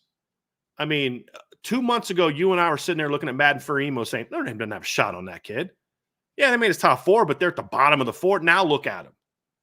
Where's that? We see it at corner, running back, receiver, quarterback, safety, linebacker, offensive line, tight end. We see it everywhere except this one. And that's what puzzles me. Right. Well, I mean, so first and foremost, I think I agree with the premise that I'm okay with taking those players when you have the studs also, right? You need to balance out the studs with the depth players. Like that's formatting a class. But I think overall, and Shaun, I know that we've talked about this in the past, and Bryan, I think this is kind of what you're getting to a little bit, is that I don't care. Well, I shouldn't say I don't care. I am understanding if a person has a different opinion than myself, as long as they do the work and that it's something that they truly believe in, right? And like we just talked about with Gordy Salstead, the staff really likes Gordy Salstead. Cool. I'm good there. All right. Well, I'll see how it plays out. I'll see what processes with it. But man, because I actually slightly disagree with one part of this. I don't think he's afraid to sit at the table. I think he has bad evaluations. I think that's what it's all coming down to, man. Were they afraid to sit at the table with Javion Campbell? No, they just slow played him because they didn't think he was their guy for whatever reason. Same with Marco Jones. Marco Jones. They recruited Marco Jones. The evaluation was, Marquise I don't Lightfoot. think he's the Viper. He's not the Viper we like, right? Marquise Lightfoot. Justin Scott early on was one of those guys too. Like, you could have been easily in with Justin Scott earlier than you were. You just didn't think that he was a guy initially for you as far as that. So I don't necessarily think, Shaun, that this is I'm not bad enough. I don't have a big enough chest to sit down with Miami and Alabama and whoever else and be like, you know what? I'm recruiting that guy. I don't think that that's the issue, actually. I think the issue is, why do you not want Jarquez Carter in the class? Why did you decide to cool on Marco Jones? Why did you push Owen Wafel out of the class? There's so many evaluations where I'm just like, I don't understand why that was a decision that was made. I don't understand that one. I want to kick it back to you, Ryan, before you move on to Shaun, because somebody in the chat just said this, and here's my thing. If you're correct, and I kind of think you are. Shaun and I talked about this yesterday with Marquise Lightfoot. You guys liked Marquise Lightfoot more than I did. But that meant you thought he was a top 50 guy. I thought he was a top 125 guy. Like, so if you're going to pass on him, you better have someone that you think is better. Well, guess what? They didn't really have that. There's no plan. Right. There's no plan. And that's the thing, right. Ryan, is like, I that's my concern, is that you're correct, is that, and here's the thing, is it just that they're bad evaluations, or is this, and they're both bad answers, or is this more of the mindset that Brian Kelly's staff had, where they would talk themselves into thinking this kid was good enough because it was easier to get him? Like, right. So they would generally talk themselves into, no, we think this kid's this, and this, because we know we can get that kid, when in reality, that kid was never that. But either one of those, Ryan, is because I actually think it's worse if it's an evaluation problem than if it's I'm not willing to swing for the fences for a kid. Oh, yeah. And that's the thing that concerns me even more, Ryan. Well, I would put it this way, Shaun, and then I'll kick it to you next, right? Not only do I think it's an evaluation issue, in my opinion, based upon just what you're seeing on the field, I also think it's an evaluation issue as far as what the situation these players are in is right now. Why did you not have the foresight, if you wanted to push for Javion Campbell, right? Just like to say hypothetically, why were you not doing it 2 months before the fact that he decides to cancel his visit, right? Why were you not doing that? Damian Shanklin, why were you not able to read the room a little better and be like, you know what, guys? Maybe CJ May pushing him out of the class is not the right decision because Damian Shagley doesn't like us as much as I initially thought that he might like us.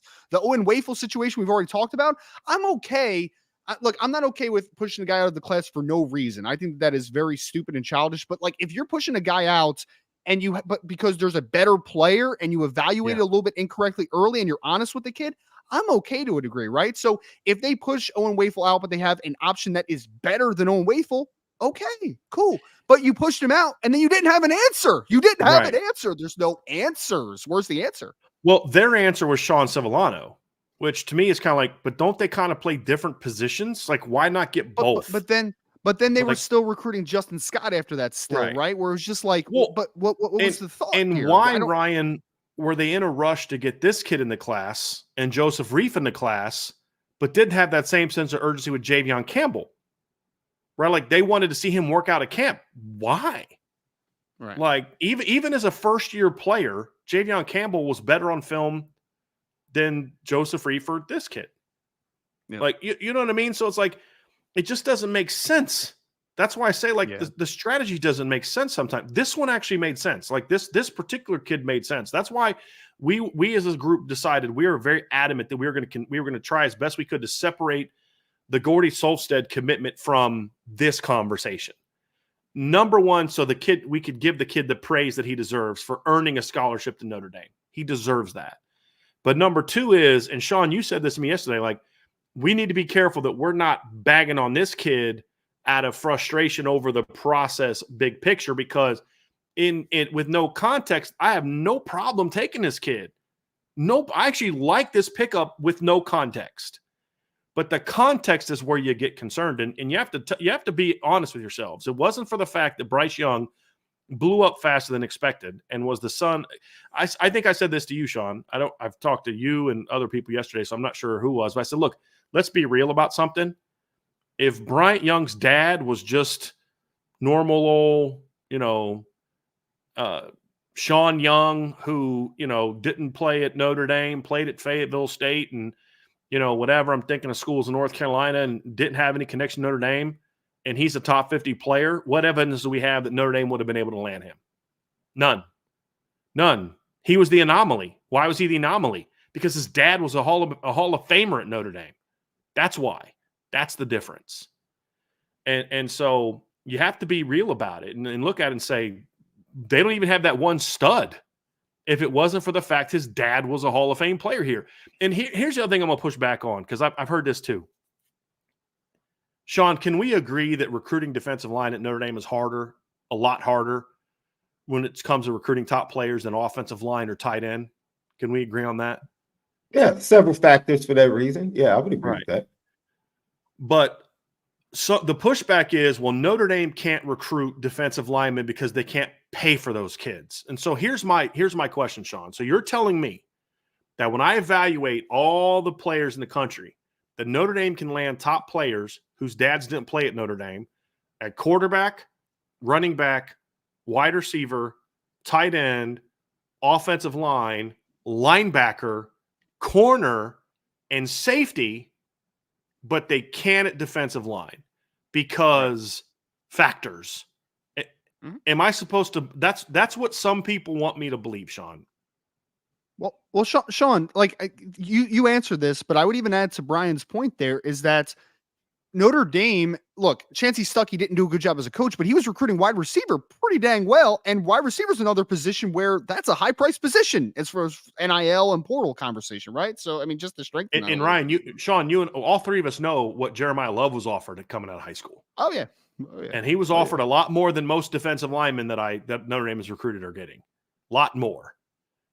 So, yeah, again, Shaun, it's like we're so quick to make excuses when Notre Dame doesn't do what they need to do.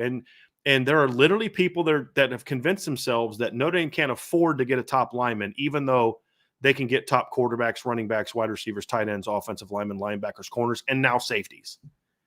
Like, am I wrong for saying, I think the overall feeling you get from Notre Dame talking to young men and their parents is that Notre Dame, in particular under Marcus Freeman, can be viewed as truth tellers in recruiting. You talked about Jeremiah Love. That's one of the things that stuck out with him and his family. Like, yo, Coach McCullough told us the truth at every turn. We tried to give him opportunities to mislead us. He wouldn't. Right. That's a direct story from the family of Jeremiah Love. So just people understand context. The Loves knew a player that Notre Dame was also recruiting at running back. The families knew each other. And so they would compare notes after they both met with DL McCullough. Yeah. Well, what's he telling you? Well, what's he telling me? And what they found out when they would compare notes is he was being 100% consistent and honest with both families.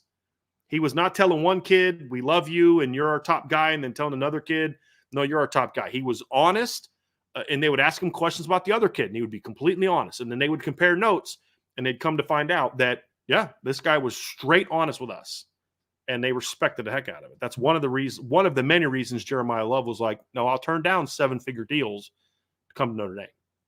Yeah. So for me, when I look at specifically the Chicago defensive line recruiting in the 25 class, they pass on Lightfoot. They don't get Justin Scott. You can honestly look at both of those recruitments and say at some point you get the feeling that there wasn't some truthfulness in there, whether it's beginning, middle, end, somewhere in there, it didn't line up with what Notre Dame has been known for the past 2 years with most of the recruits and their families. That now you're literally talking about one area 80 miles away from campus with two top defensive players, two top 100 defensive players, depending upon the recruiting service. But you get the same feeling in both.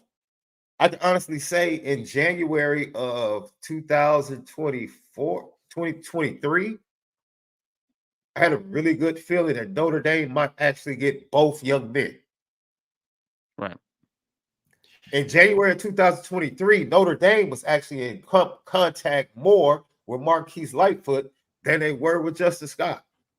Right. And then it comes to the point where all of a sudden they shoot to the top of Justin Scott's recruitment, and you start to get this feeling.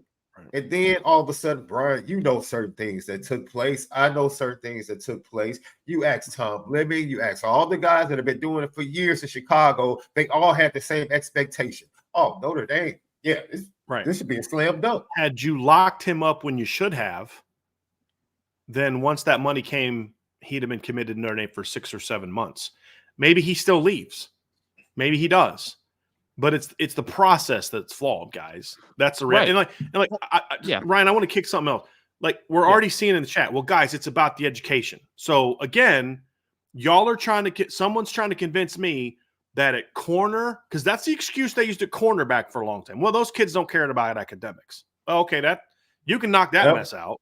Oh, running back. Remember the crap when Audrey Dents was here and I was banging on him for recruiting, and Notre Dame fans would get pissed at me. Oh, he's big time running backs don't want to come here. As soon as Lance Taylor shows up, they lose Will Shipley, and what do? Replace him with Aldrick Estime and Logan Diggs, and then they get Chris Tyree.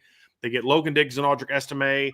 They get Jardarian Price and Jabron Payne and Jeremiah Love and Keidron Young, and just like that, boom. All of a sudden, running backs started caring about academics again. So, Ryan, I'm to believe that quarterback, running back, wide receiver, tight end, offensive line, linebacker, corner, and safety, all those positions have top players that care about academics. But at defensive line, there's something unique about once you get past the 285-pound range, you stop caring about academics. Like, that's what some people – and my whole point is, guys, stop convincing yourselves that everything is fine it's just nothing we can – that's the BK bull crap. It wasn't okay when he did it. It's not okay to do it now, just because we like the head coach a whole lot more than we liked the last head coach. Shaun, you can't convince me to believe something irrational just because it makes us feel better. We have to be willing to say, hey, guys, there's something wrong here, because I'm seeing, like, you know what, you could, under BK, it was actually more believable. Ryan, under BK is more believable because you could point to running back, D-line, corner, other positions where it just, you weren't able to consistently recruit, struggled at linebacker for a number. They'd get the Jeremiah Wusu-Koramoah 1 year and Jalen the other, but as a consistently, that just wasn't there. So I could actually believe that lie more so under Right. Kelly because it was happening in multiple places. Well, top quarterbacks don't want to do this, that, and the third. Well, just like that, boom, Brian Kelly leaves, and all of a sudden they get big time year after year after year at quarterback. And I'm on Twitter watching CJ Carr give some of his NIL money to a foundation, right? Yes. It's a car dealership that's sponsoring him, right? So like, CJ Carr can't make money at Notre Dame, right? That's such a idiotic take, right? You know what is like the really like the worst part about it, Shaun? And I know we've talked about it a little bit. I thought I was on mute, ladies and gentlemen. I'm sorry. You woke me up, man. Good job. I don't need an energy drink anymore. Congratulations there. Well, Shaun, though, but all seriousness for a second, right? I mean, because you talked about Bryan, like you mentioned Bryce Young, falling into your lap, right? Former, Notre Dame great son, all that type of stuff, right? You went down to Texas. You got Logan Thomas. Cool. That's great, right? Or well, technically Ohio, whatever. Yeah. Oh, Texas actually, though. But the most frustrating part of the last 3 cycles, and you can include 2026 into this because we have no idea what's going to happen at this point, is that, Shaun, you don't have to stray outside of the Midwest too much, right? Like these guys are in your backyard. Right. What do I tell you all the time? What can you get in Chicago and the Midwest? Offensive long athletes on the D-line, man. You can load up. We'll give you a quarterback every 3-4 years. Maybe you get a top running back every other year, but you can come to this city and to the Chicagoland area, offensive line and defensive line. If you want to be an offensive line and defensive line driven program, baby, you can come get your depth here. You might not get the stars. You can go elsewhere and get the stars. Every now and then you'll get a star. Ladies and gentlemen, go do the research. Last I checked, Simeon Vocational High School is not viewed as an academic center. No, it's not. I'll leave it at that. But they found don't sit up here. They found a player that fits. They found a player that fits, right? Which is ultimate. Well, so my example was this: 2024. Okay, the Justin Scott situation, whatever. We could throw that one out. Maybe he doesn't end up coming to Notre Dame if you push the right buttons early. I don't think he would have. Like truly, I don't think he would have. I think if they would have done everything right from day one, I still don't think he. Just for the sake of argument, let's all grant that premise, just for the sake of discussion, Ryan. Okay, so keep going. But you still could have if you wanted to. And I know that we were a little higher on Marquise Lightfoot than you were, for instance, right? But like you could have found that kid in your backyard and he wanted to come to Notre Dame. 2025, what do we talk about when we highlight 2025? Wow, man, there's some dudes on the defensive line in Chicago this year, right? Like whatever. Now 2026, Shaun, same thing. You right now have Mikhail Blade, Braden Jones, and Gabe Hill all in shouting distance. 2 from Chicago, 1 from Indiana. Am I supposed to feel positive right now that Al Washington's going to go out there and land 2 out of 3 of those kids? Am I supposed to feel positively about that? There's no reason for me to feel that way. Mikhail Blade is blowing up right now. He's blowing up. Braden Jones, man. So's Braden Jones. They're both blowing up. Notre Dame got in at the right time. I think they made a heck of an impact with Mikhail Blade. I'm gonna just say that the kid got back to campus within like 3 to 4 weeks twice. So he's very intrigued. It means something. And you look at Sudfeld. Look, the young man had impressive offers, and as soon as he got the Notre Dame offer, what happened? He's like, "Hey, I'm coming." Yeah. And that right there makes you feel really good, but it also gives me pause to say, okay, at defensive line, is this what we're driven to get? The guys that want to say, I'm coming automatically, that we don't have to fight for, that we don't have to convince and build a relationship with, is that? Because that doesn't line up with what we're doing. Marcus Freeman told you, I'm trying to get Deuce on campus every chance I get. Yeah. So we stay on his mind. Marcus Freeman knows, like, yo, we're going to have to fight to get this kid. Even with him committing publicly, we're going to have to fight to keep this kid. Well, and that was my point, Shaun, is that like Notre Dame should always be able to go down into Texas and down into Florida at times and do what they got to do to find those talented defensive linemen. But my point is that the last couple cycles with 2026 included, you didn't have to move that far outside of the Midwest. There's some guys right in your backyard that make a lot of sense for you, right? They made a lot of sense, and we're just talking about the misses, man. And a couple of them are just evaluation issues at the end of the day. Here's the thing, guys, and this is what is encouraging and frustrating at the same time. It's because they're not that far off. and this is my whole point. It's not don't get Dom Hulak, don't get Joseph Reeve, and don't get those Gordy Sulfsted. It's simple. Shaun, I said it to you yesterday. Get Marco Jones. If you just added Marco Jones to this class with Joseph Reeve, Dom Hulak, and Gordy Salstead, folks, hey, you know what? This is it. This is how it is going to be at Notre Dame. You get that. You get the top local kids, and then you get the high upside kids from your backyard. Notre Dame should always bring in Joseph Reeves and should always look for the Gordy Salsteads. That's not the issue. It's that they get those kids and say, all right, we're done. And that's where we're at. That's the problem. If you go out and have a proper evaluation, because Ryan, what was the Marco Jones about? Was it about, did Marco Jones ask for $1 million from Notre Dame? No, absolutely not. Yeah. It was an evaluation. And people say, well, can't Marcus Freeman and Chad Bowden overrule him? Not really. No. I mean, in theory, yes, but you have to, if a coach doesn't want to coach a kid, you can't bring him in. Like, that's the reality of it. You can't do that. And so when you ask, talk to the D-line coach, and he says, I don't like that kid. I don't want that kid. Okay, fine, but you better have something pretty dang good to replace him with. And right now, the plan is what? To move Dom Hulak to Viper? Okay, well, now who's your money line back? Okay, well, we're going to go get Mad Fur Emo and Nathaniel Usu-Boateng. All right, cool. Great. Go get those two guys and still get Marco Jones. That's the whole point. And so that's the frustrating thing, because, again, I have no problem taking Logan Thomas. Logan Thomas has an incredibly high ceiling, but he also showed up at Notre Dame at 195 pounds. There's work to be done. I like Cole Mullins more than most. But again, he can't be your number 2 ranked defensive lineman in a class. If you like Shaun Sevillano the most after Bryce Young, great. Get Shaun Sevillano. I didn't like Shaun as much as some others, and I still wonder how impactful can he really be on what volume can he play. But he's ahead of where I thought he'd be. But the point was, why did it have to be one or the other? Why couldn't it have been both? Because that's the issue, Ryan, is it has to be a situation where get Logan Thomas, get Gordy Sulfsted, get Joseph Reeve, get Davion Dixon, but then don't miss on Marco Jones. Don't miss on the top guys. Be willing to fight for Bryce Davis, who said, hey, I want to go visit Notre Dame. You didn't even fight long enough to get him on campus. Now, would they have probably got him? Probably not. But, here's the deal. If there's 25 high-level defensive linemen in the country, you're going to the best chance you have at Notre Dame right now is to maybe get 2 of them. And you're going to have to fight like a dog to get those 2. But that's all. I've said this for years, guys. Notre Dame is not 8, 9, 10 recruits away every year from being a championship caliber team. What did I always say? 2 or 3 is every year is where you're at. And now they're starting to get some of those guys at running back and quarterback and corner and all that kind of stuff.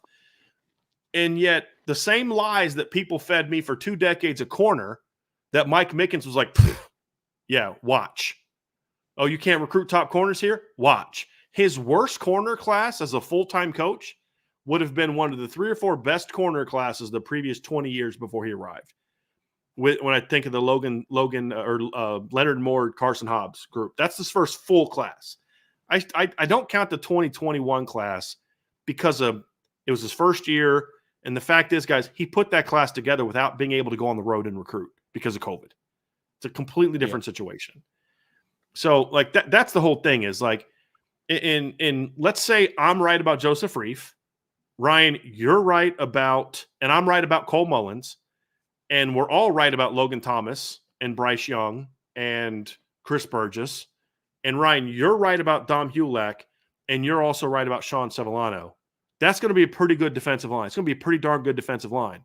But is it going to be good enough to say we're going to go toe-to-toe with Georgia and Bama and Ohio State, and we're going to beat these football teams because of our defensive line?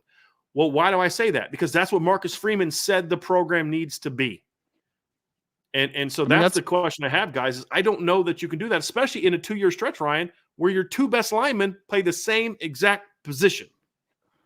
Well, I mean, the common denominator of the last two teams to win a national championship, Georgia back-to-back and Michigan, was their dominant defensive line. I mean, if we're being honest with ourselves, right? I mean, the defensive line of Georgia, we've talked about it with Jalen Carter, Jordan Davis, and Devontae Wyatt, and Warren Brinson, and Nazir Stackhouse, and Mikael Williams, and all these dudes. And then Michigan has arguably the best defensive tackle duo in college football coming back this year. And that doesn't even count Chris Jenkins, who went in the second round this year, and a pretty deep defensive end room as well. I mean, so that's how still I think a lot of good teams are built. And I think that's been a common denominator last 2 years. You know, the one thing that I just want to highlight, Shaun, and you can take the conversation wherever you want after that, man, is I liked Dominic Kulak because he was sold to us as this versatile movement-based player. He's going to play some linebacker. He's going to play in the line of scrimmage a ton. I basically thought of him in my head as a old school Sam linebacker that's going to play up in the line of scrimmage at times in some underfronts, right? Like that's my mind was going. And then hearing him talk a few weeks ago about how now the staff is talking to him about playing Viper. Shaun, for me, that for me personally, I don't know if you guys agree with this or not, that's a panic move. That's a panic move. You didn't plan well enough ahead, so now you have to make that kid a Viper, and that's why everyone in their mother is like, oh man, Dominic Kulak. It's like if you would have got Marco Jones and you had Dominic Kulak as well, then no one's talking negatively about Dominic Kulak. We're praising Al Washington right now. It's That's what we're doing. We're praising the heck out of Al Washington right now if he did that. I think what you just said, I remember talking to Bryan when Kulak committed. And, you know, we shared our differences in the evaluation. And I said, look, I called around. I said, I saw some of the same things you saw, but every coach that I talked to that played against this kid, which is multiple coaches, they're like, yo, he's a disruptor. Like local coaches love this kid. They're like, man, look, we don't know where he's coming from. You don't know how they're going to use him. They use him inside the linebacker. They rush him off the edge. They blitz him. They do a lot of different things, and he just makes plays time after time. And with all of that being said, all of a sudden, I started to look at things a little bit different and say, okay. Then you talk to some of the players that have played against him, and they begin to rave about him. And it starts to win me over from just what my eyes see on film. It was the same thing with Marquise Lightfoot. Yeah, I talk to the coaches. I talk to the kids that play him. I go see him in person.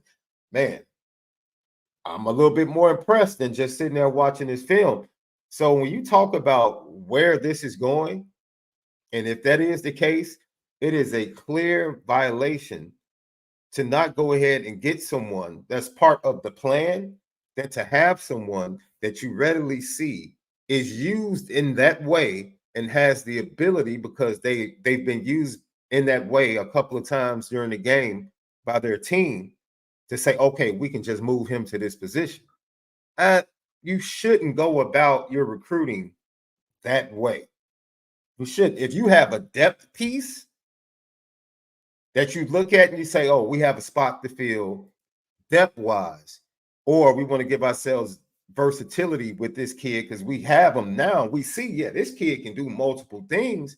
Let's go ahead and cross-train this kid, you know, just to see how things play out in the future, then that's fine, right? But to make that decision, like Ryan pointed out, if indeed that's the way things happen, that doesn't bode well for the evaluation side of the defensive line when it comes to recruiting. It just doesn't. It just doesn't. So I'm concerned. I have concerns today. I have no doubt that Notre Dame's defense and their defensive line are going to be able to produce this year. I do. Armel Mukam, Boubacar Traore, Devin Houston, Brennan Vernon, Jason Onye, like they have dudes. Donovan Hines, they have dudes that can make plays. Keep in mind how Washington's not very high on Brennan Vernon, by the way. I was told that from multiple. Didn't necessarily. That was a Mike Elson commit. Just want to point that out as a continued issue that I have. You know what I don't care about that, Bryan. As a coach or a teacher, I can't tell a parent just because your child might be difficult to work with, or I might have to find a different way to connect with him. I don't particularly care to teach your child. No, you're the teacher. 100%. You're the That's how teacher. it should be. That's your job. We've praised Mike Mickens for that. How many times?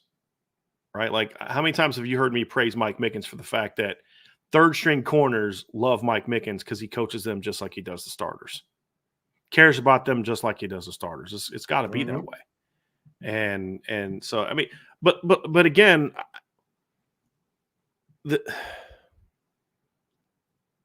I just don't think you can recruit the way that Notre Dame is recruiting and build a championship defensive line. Now, can you win a championship with this group of defensive linemen? Of course. It's good enough to where if they're good enough at other places, they can win.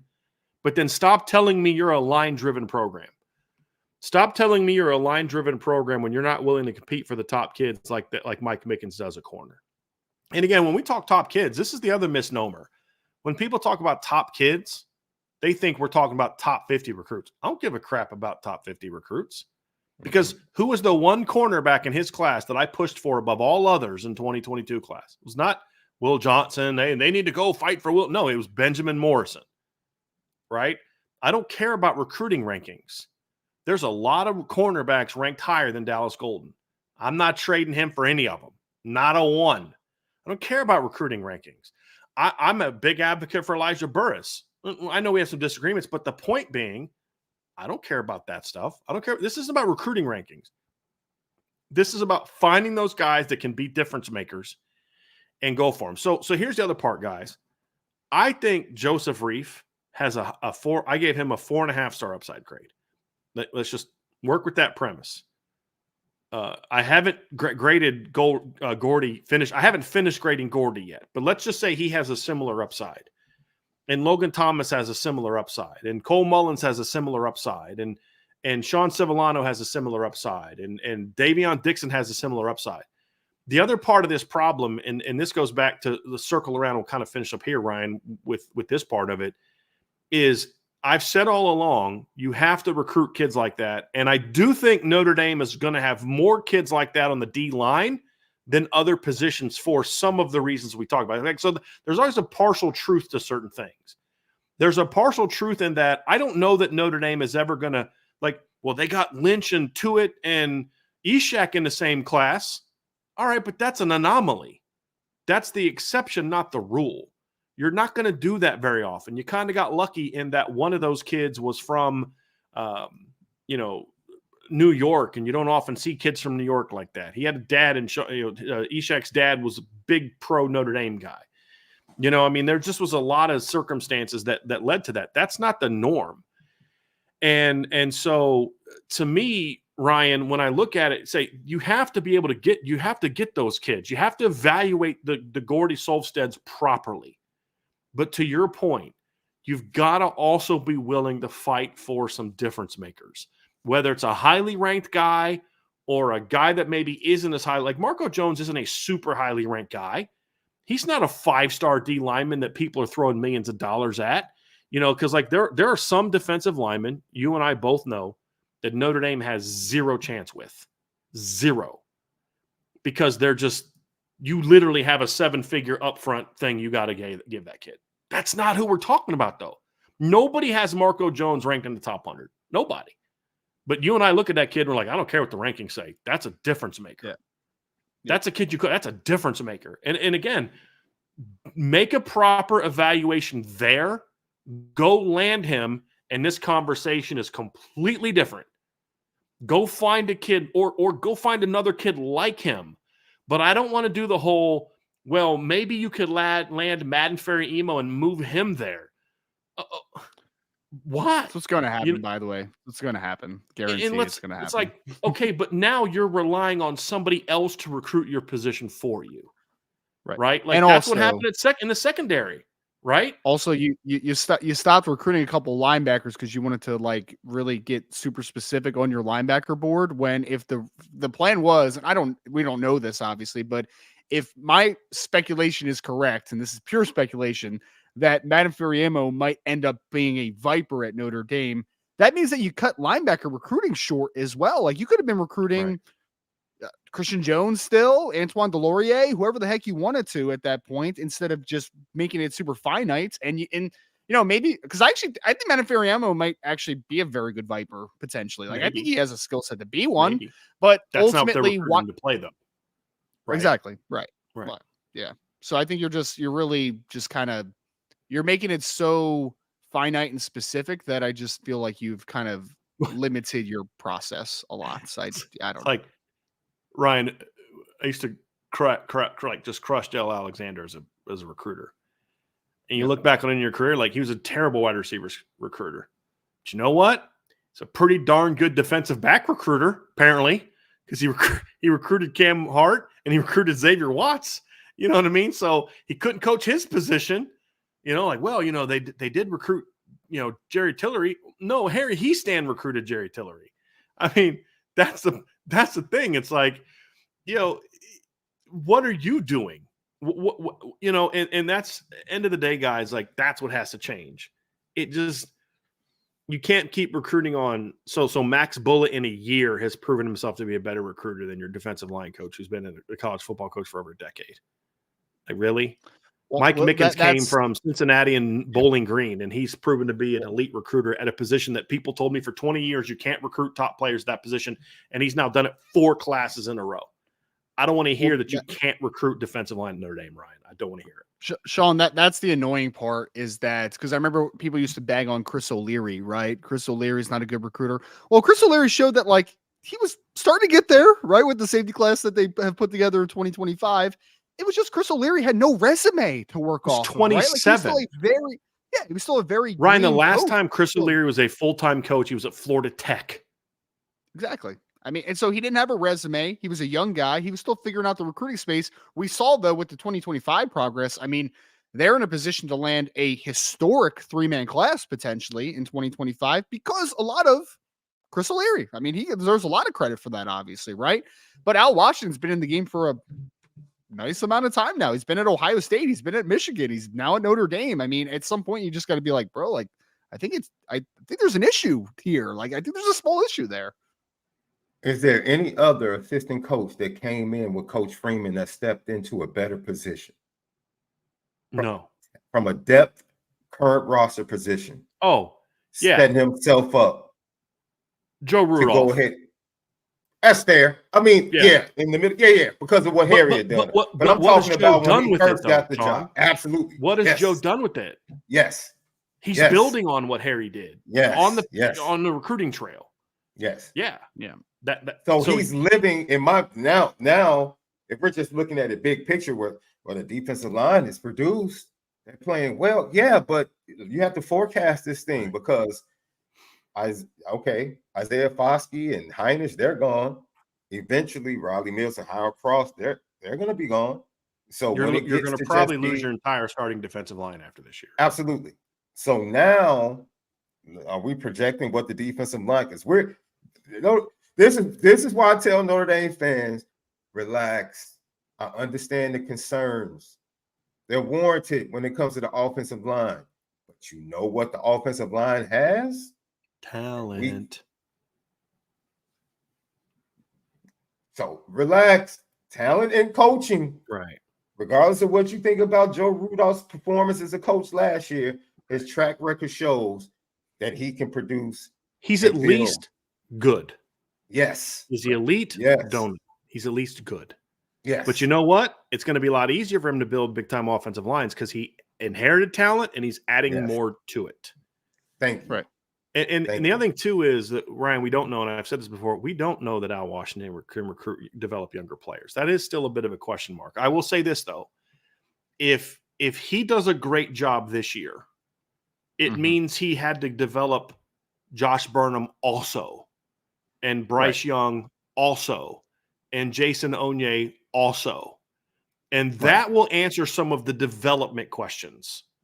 And honestly, if Al Washington proves that he can develop younger players, if he can turn Brennan Vernon into a dude, if he can turn Josh Burnham into a dude, Boubacar Traore, Armel Mukam, then you know what? I'd say, Al, you're not recruiting anymore. Like, you're going to help us, finish kids off, but we're going to decide who we're recruiting for you, right? And then you're going to coach them up. Honestly. And recruiting becomes a lot easier if you can continue to do that. But you can't rely only on that, because I don't care how good you're doing as a developer and how good your D-line is, you're still going to have to fight for the top kids. You are. Yeah. Look at Mike Mickens. Mike Mickens had to fight like a dog to get Dallas Golden. He got him done. But, guys, that was a battle. Florida State and Clemson and Miami came hard. It wasn't – now, was Notre Dame always the leader? Yeah.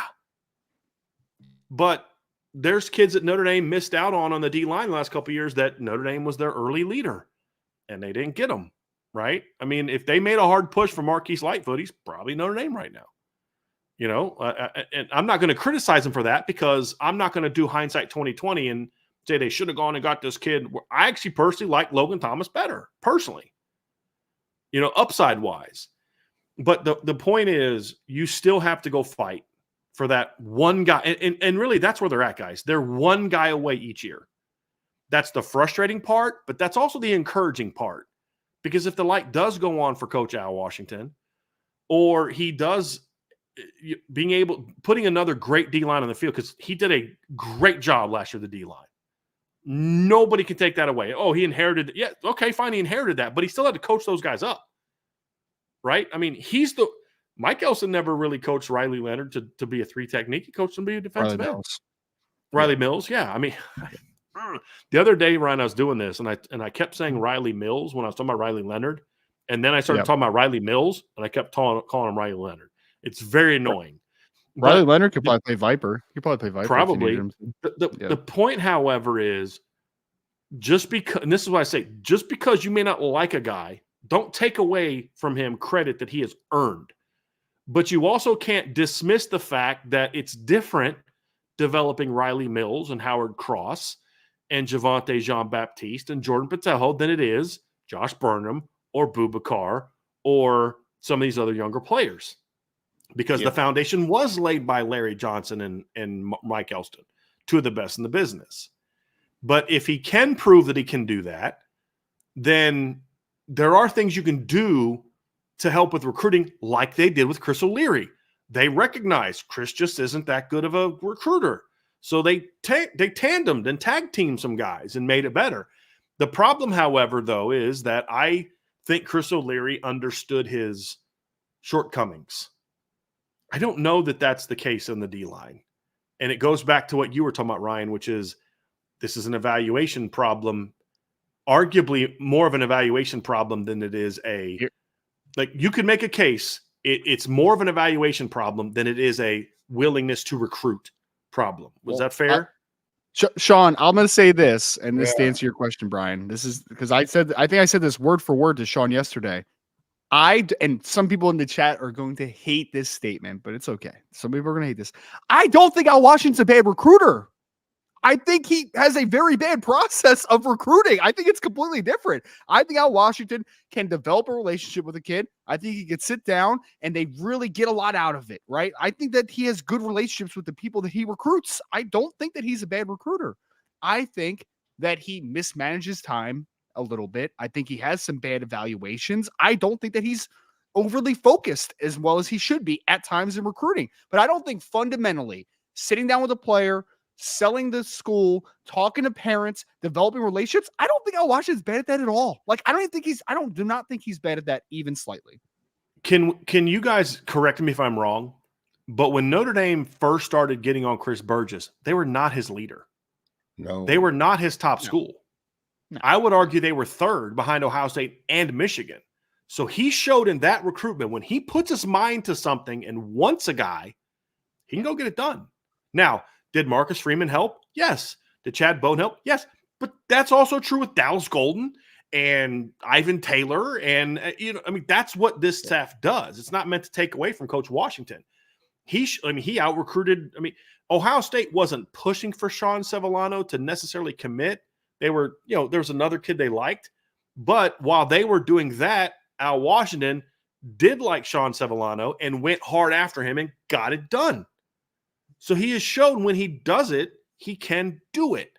I think there's two problems. The evaluation, and I think he's very unorganized on the recruiting trail. And that's something that we've learned over the years too, is like, why aren't you talking to this kid? Why are you talking to this kid 3 times as much as you're talking to this kid? Like that's not how it should be. So I think that's both part of the process. I'll wrap it up with this, guys, because I don't want to beat this horse for 2 hours. The one encouraging thing that I have here to say is the two things we're talking about can be fixed some way, somehow. What I mean by that is not that all of a sudden he becomes a better evaluator, but there needs to be a better understanding of, okay, this coach have the ability to say, this is who we want. And it's your job to go get them and coach them up. That's what they did with Chris O'Leary, right? And it worked. And then we knew Chris O'Leary was going to take whoever you give him and coach the heck out of them. Mike Mickens will coach whoever he gets, he's going to coach the heck out of them. So to me, if you can fix that process and then steer Coach Washington in the right direction and make sure this is where what you got to do, man. Like, because he like you said, there's like with Mike Mickens, guys, we know exactly what the strategy is from day one, and he executes it and almost always gets the guys that he wants. Almost always. Because it's a very clear, this is who I want. This is my 1A. This is my 1B. This is the guy that I turn to if one of these things doesn't work out, which is why they never fall short at corner. They get it every year, right? And so if you're going to have to step in and say, hey, listen, man, you are a great defensive line coach, but we're going to maybe change the process a little bit and say we're going to go get this kid and we want to get this kid, make sure that if Marcus Freeman really likes a guy or Al Golden really likes a guy or Chad Bowden really likes a guy, that he needs to be bought into that and say, okay, let's go get this kid. Because I know for a fact there were coaches at Notre Dame that really wanted Marco Jones. And there was one that didn't. Yep. That's what it came down to. Well, Shaun, we have one super chat. I know we want to get to the fun conversation of the NCAA football game that's coming out very soon. But Shaun Davis, any closing remarks here, man? I saw someone in the chat say this was very insightful. So I'm hoping that a lot of people got a some good stuff out of this conversation, obviously. No, it's nuanced, right? I was having a conversation with my daughter recently, and I was telling her, like, so many people focus on the big decisions, right? The things that we commit to, the resolutions we make to change things in life, right? But in the midst of those things, there are so many minute decisions that lead to you having the ability to change things. And I think we're looking at a layered conversation. Bryan touched on it. Like, how are you being efficient with your time? How is that impacting your evaluation? And then, are you focusing on, making sure you have great connections with schools in the surrounding areas in Indiana and Chicago that can give you a fertile pipeline to build depth on the offensive and on the defensive line. You can't have it any easier, right? It's almost like the Catholic school system for Ohio State. It doesn't get any easier than that, man. It's like, if you want to build depth in your program as you go out and get the studs and the difference makers, you have it. Indiana and Chicago and the Illinois area can do that for Notre Dame. Even if you extend it to St. Louis and Wisconsin, you have that. Use it. Establish the relationships. Be efficient with your time and your management and the relationships. Make it easy on yourself, and then give yourself the time and your evaluation and your recruiting to go out and fight for those other players, the difference makers and the studs up top, because they too want to come to Notre Dame. You have to give them a reason. They want to come to Notre Dame, but you have to give them a reason. And when it doesn't feel like it's a totally honest conversation, and once again, I point back to, there was a time just a year and a half ago where they weren't even talking to Justin Scott, but they were consistently talking to Marquise Lightfoot. Well, no, the D-line coach wasn't. Yeah.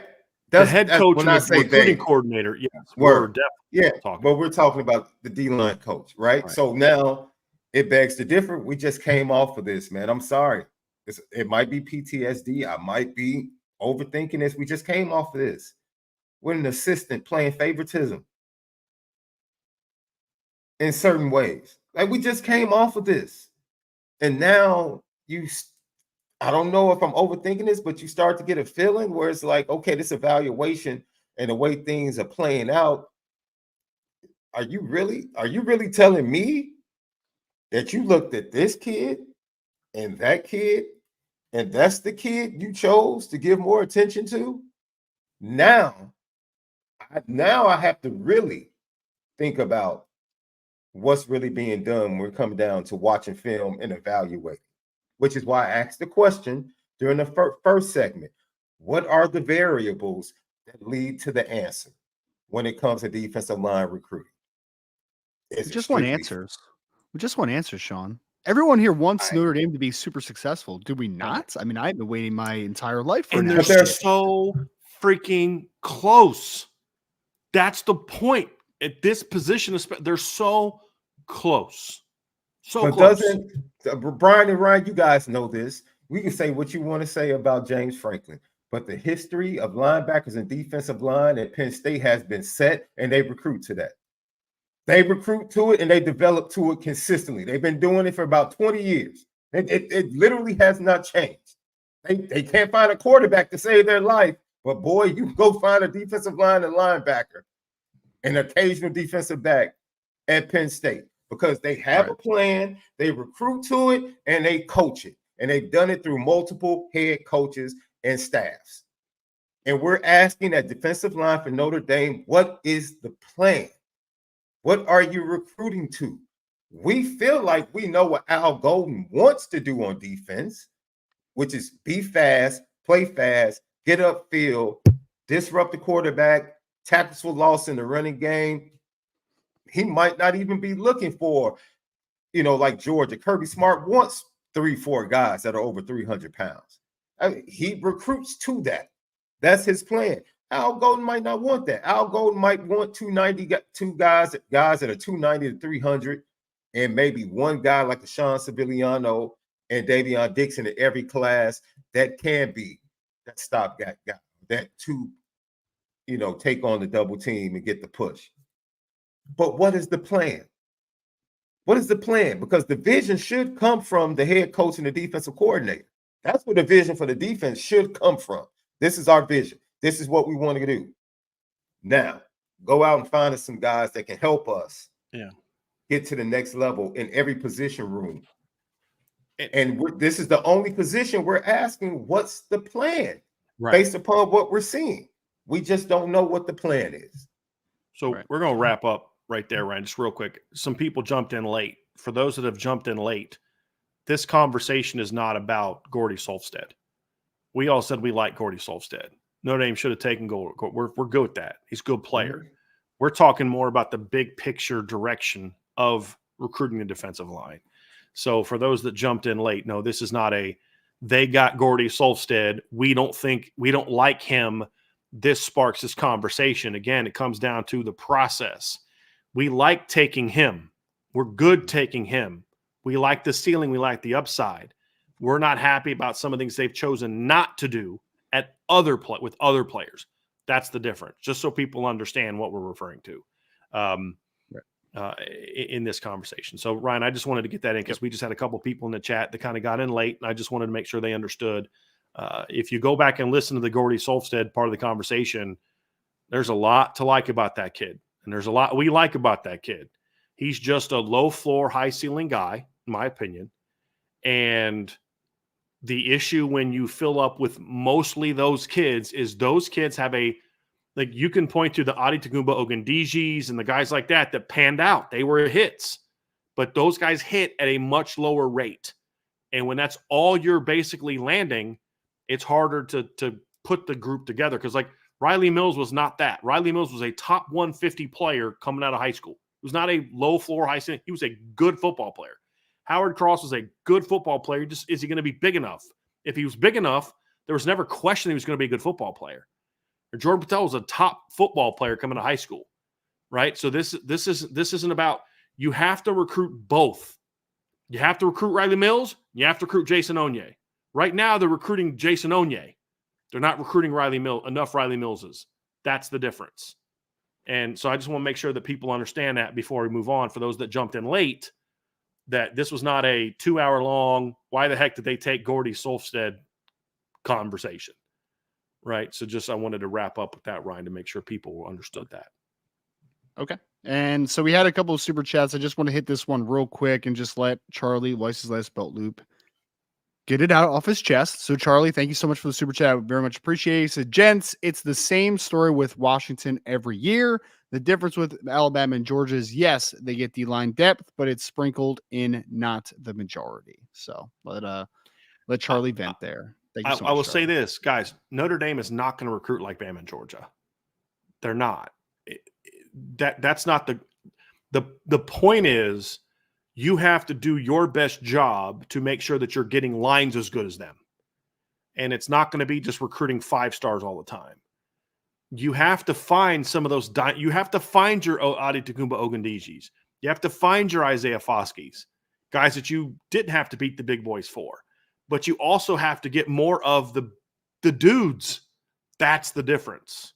So I don't expect them to recruit like they don't recruit corner like Alabama does. They don't. They get more of some of those guys that that are great but Ryan, what is it at corner? It's great evaluations. And sometimes you do beat Bama for those guys. Sometimes you don't. But there's always like that guy's got a chance to be special.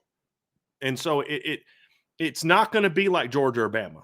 They're not going to go out there and sign Aaron Lynch, Stephon Tuitt, Shaq Williams, and Ben Council in the same class, maybe once a decade or so. That's not what we're looking for. I'll make it very clear. Get Joseph Reif, get Davion Dixon, get Gordy Salstead, get Christopher Burgess, and then get Marco Jones or a guy like him. And problem solved. That's how Notre Dame has to build. And that's why I say they're close. They're close.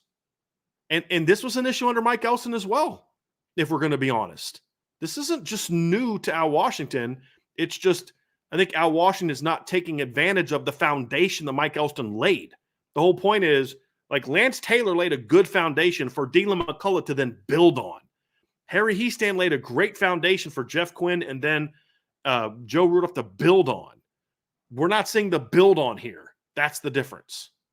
And we'll leave it at that, Ryan. And we got this one too from Detroit Hunter. I was going to hit both of the last two on the last one, okay. But yeah. Okay. Yeah. Oh, sorry. Go ahead, Dan. You're fine. All right. Well, folks, that is our conversation over defensive line recruiting. We're going to get into a little bit of fun conversation about the EA Sports College Football 25 that is coming out in just a couple months here.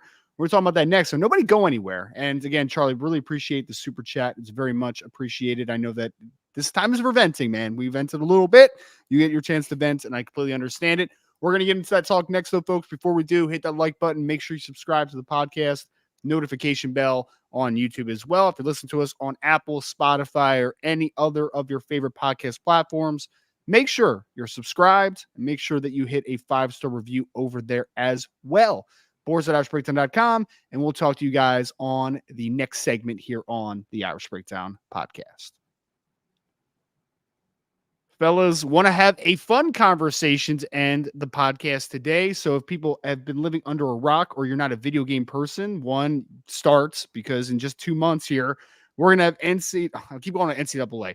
EA Sports College Football 25 is returning. I still have great memories of playing the last one that has been a long 11 years into the past here. So 14 was the last time we had a college football game. It's back July 19th.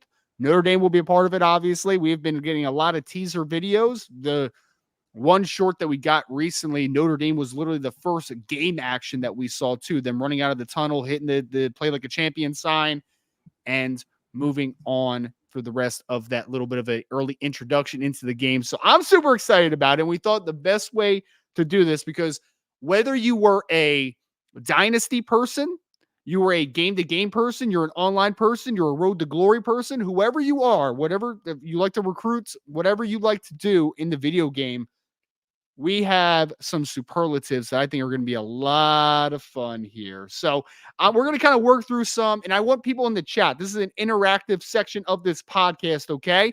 So as we talk about some of these superlatives for the keep calling it NCAA, EA Sports video game coming out very soon for college football, I want to hear you guys' feedback, okay? Tell us, who's a 99 overall? Who's winning the Heisman? And this is going to be obviously Notre Dame recruiting-centric. We're going to focus mostly on the 2024 recruiting class. So that is the CJ Carr class that I know you guys are so excited about. Bryce Young, a lot of great football players, Cam Williams, Aeneas Williams, Keedron Young, so on and so forth. Great class. Shaun, I want to start with you, and then we'll kind of work our way, go to Bryan, go back to you, and I want to kind of get everyone's input on these because I think these are some fun categories that we'll work through here, okay? 2024 class specific. First superlative on the table, Shaun. Most likely, if I started the road to glory with them, to win a Heisman Trophy in the 2024 class. You always start with quarterback. You always start. We're different here, Shaun. We're different here, man. Well, you know, I'm sure the simulation in the game is going to be very similar to real life when it comes to stats. You know, you could have running backs and wide receivers put up numbers, and like 7 of the top 10 each week are still quarterbacks from other schools in the Heisman race. So it would definitely be CJ Carr without question, right? But then you go from Cam Williams would be a possibility, of course. You start getting into, you know, the Outland, the Bronco Nagurski, and other awards, lineman awards. Yeah, some guys in the 24 class that could probably win that. But for the Heisman, simply, it's CJ Carr because he's the quarterback at Notre Dame. It doesn't, I mean, are you kidding me? So, Shaun, can I say something? Ryan, I don't know if this was true for you because you said you used the triple option, right? Oh, yeah. You know, it's funny when I was last playing NCAA, I'd have my receivers win the Heisman a lot more than my quarterbacks back then. The game's not as biased. It's not as biased as Heisman Trophy. But I still have to go with CJ on that one. Okay. I mean, it's and the way that I'm playing, I'm CJ's putting up monster numbers because I'm throwing the rock, baby. There's no doubt. Give me Cam Williams playing wide receiver. He's returning punts. He's got all the game working. Shaun, he might even play corner. Who knows? We're going to throw him in everywhere. Little Charles Woodson action, baby. That lets you know what Ryan does with his wide receivers. He's throwing to one guy the majority of the time. Yep. He's putting them in motion on certain plays. It's triple option offense, man. You got one receiver you throw to, man. It's like I might throw the formation option quarterback. So we'll see what happens. He's flipping the formation to get him to the wide side of the field. Let's do it. That's that pre-scouting going on already. Second superlative. Again, folks, throw it in the chat. Let's have a good time here, okay? I'm going to start with Bryan on this one. Most likely in the 2024 class to be a 99 overall player at some point in their career. You can do multiple players if you'd like, but most likely to be a 99 overall. I'm going with one guy on each side of the ball. I'm going Gerby Lambert on offensive tackle on offense, and I'm going Bryce Young on defense. Those are the ones. Because I always felt like when I played, linemen tended to be the 99s. Like my really good quarterbacks would be like 96, 97, same with the receivers. But if I had like a great offensive tackle, you know, those highly ranked coming out, he would develop, you know, you get to +6, you know, when you're doing your offseason development. It was always linemen, edge players and offensive linemen that would always rise to the highest rankings for me. So, and then when I think practically about the guys in this group, you know, I think CJ Carr's great talent, Cam Williams, great talent, Keedron, Aeneas, all those guys. But man, when you have a 6'7", 300+ pound offensive lineman that's really athletic, I mean, I'm betting on the traits there, man. I'm betting on the physical traits there. So I'm going with Gerby on offense, and then Bryce Young. I mean, I could go Kingston there, but you know, again, is Kingston a 99? I don't know. 6'7", 240-pound athletic edge player. I'm going 99 there. But what's crazy, Ryan, is there's a lot of options. I mean, it's not right. There's a lot of non-homerish options, which is exciting about that class. Well, I did consider Kingston. I did consider Gerby Lambert. I did consider Cam Williams. There was a few players that I did consider for this conversation. I am also, though, Shaun, I'm going with Bryce Young. I can envision it now. Bryce Young, third, fourth-year player, 99 overall, 6'7", 265 pounds, projected first-round pick. I could feel it, Shaun Davis. I feel it in my bones. I'm going to go with my boy, Cam Williams. Good to see him back out on the golf course. That's the Chicago favoritism right there, man. I had to show my favoritism. And he didn't even hide it. He didn't even hide it. I'm going with my boy. Not at all. I'm going with my boy. Absolutely. That's offense side of the ball. And then for me, look, I just think Kingston really, you know, we got a chance to watch him the previous weekend in the scrimmage and then watch him in the blue and gold game. Yep. You know, you hear buzz about a lot of recruits. I think they might have to you would rather coaches would always say, give me a guy I have to pull the reins on than a guy that I have to motivate. I would much rather have the guy that I have to say, whoa, than a guy that I have to push. You don't have to push this kid. Yeah, you can just tell this kid wants to be great. He expects to be great. And I think he's a prime candidate to be that 99 on defense. Hey, Shaun, can I say something about that, though? This is practically speaking on Notre Dame's team. Yeah. There's several young linebackers like that. Mm-hmm. Drake's like that. Kingston's like that. Alsbury's like that. Ryan, you know Bodie Cahoon a lot more than I do. I believe you would agree, based on what you've told me, that he's like that. Where it's like, like these kids, like Teddy Rizak's already talking about winning a championship and like what he's going to do. And it's just like, dude, these kids are different, man. These kids are different. I mean, your most raw, biggest question mark at linebacker in the last 2 years is a 6'4", 195-pound kid that ran a 4.51 in front of Notre Dame coaches. That's your project at that position. I'll take that. And I don't think brother ran 4.48 at electronic time as well. So I don't think you're gonna have to go into the editing, part of players for Notre Dame. I think they're gonna be okay as far as their overalls moving forward. I always had to do that at quarterback when I was doing Notre Dame back in the day, guys. I just have to go bump the quarterback rankings up a little bit. Man, these guys are trash. I need to bump these rankings up a little bit. Except that about 8-9 when with Jimmy. That was the only time it was different. But, go ahead. So my favorite thing that I used to do in the game was I was a dynasty guy, Shaun, okay? So I was a dynasty guy, and I would go in there. I would recruit my team. A lot of times I would get a stellar freshman class. I would redshirt them and then really stack up the redshirt freshmen and freshmen together because that is a lot of fun. But one of my favorite things to do in the recruiting, and I don't know if this is just me being a weirdo or if people did this as well, I would recruit as many guys that were labeled as athletes as possible. And I would experiment. Like you would have this kid that could play quarterback, you could play wide receiver, you could play safety if you wanted him to, right? And his overall was all about the same. My question for you, this is a complete hypothetical because we have no idea this is ever going to happen. 2024 class, most likely player to switch positions at some point in his career and be a star. Ryan, when you say positions, are you talking about like a complete change, not like go from DN to D tackle or tackle to guard? D tackle. That would be a position switch in the game. So we could do something as subtle as that. Sure. Corner to safety, safety to corner, whatever you want. Yeah, we can do subtle stuff like that. Go ahead, Shaun. Shaun, you got one? You know what? Tabor and Benny Powell. Because right now, I can see him playing a lot of different positions. I can see him in certain packages being put at a safety. I can see him being moved down and playing sort of a linebacker position, depending upon, where he picks up with the weight training and everything. So I think if we look at it from that's a really minute change because that's really about utilization more than anything. But I think he's a candidate to be that type of athlete that can play multiple positions. I'll just say I'm going off. Yeah, I'll go off the low. I won't go low-hanging fruit. I'll just take someone that's a little bit off the range and take Benny Powell. So mine is one that actually probably is going to happen because we know how Notre Dame operates. Kingston, Viliamoasa moves to Viper, baby. All-American Viper, right? You know what's funny, Ryan, that you say that? I was actually going to similar thought process, but I was going to take a different guy because I was going to take Bodie because, 6'3", 225 and like really fast. Those would be the guys in the game that you'd move to like outside linebacker or, because when Notre Dame was a 3-4 or when they were 4-3, like defensive end, you'd take that linebacker that was really fast, move him to D line, and you'd have to redshirt him and build him up. But by the time you build him up, he'd be a dude. So I was actually going to go Bodie.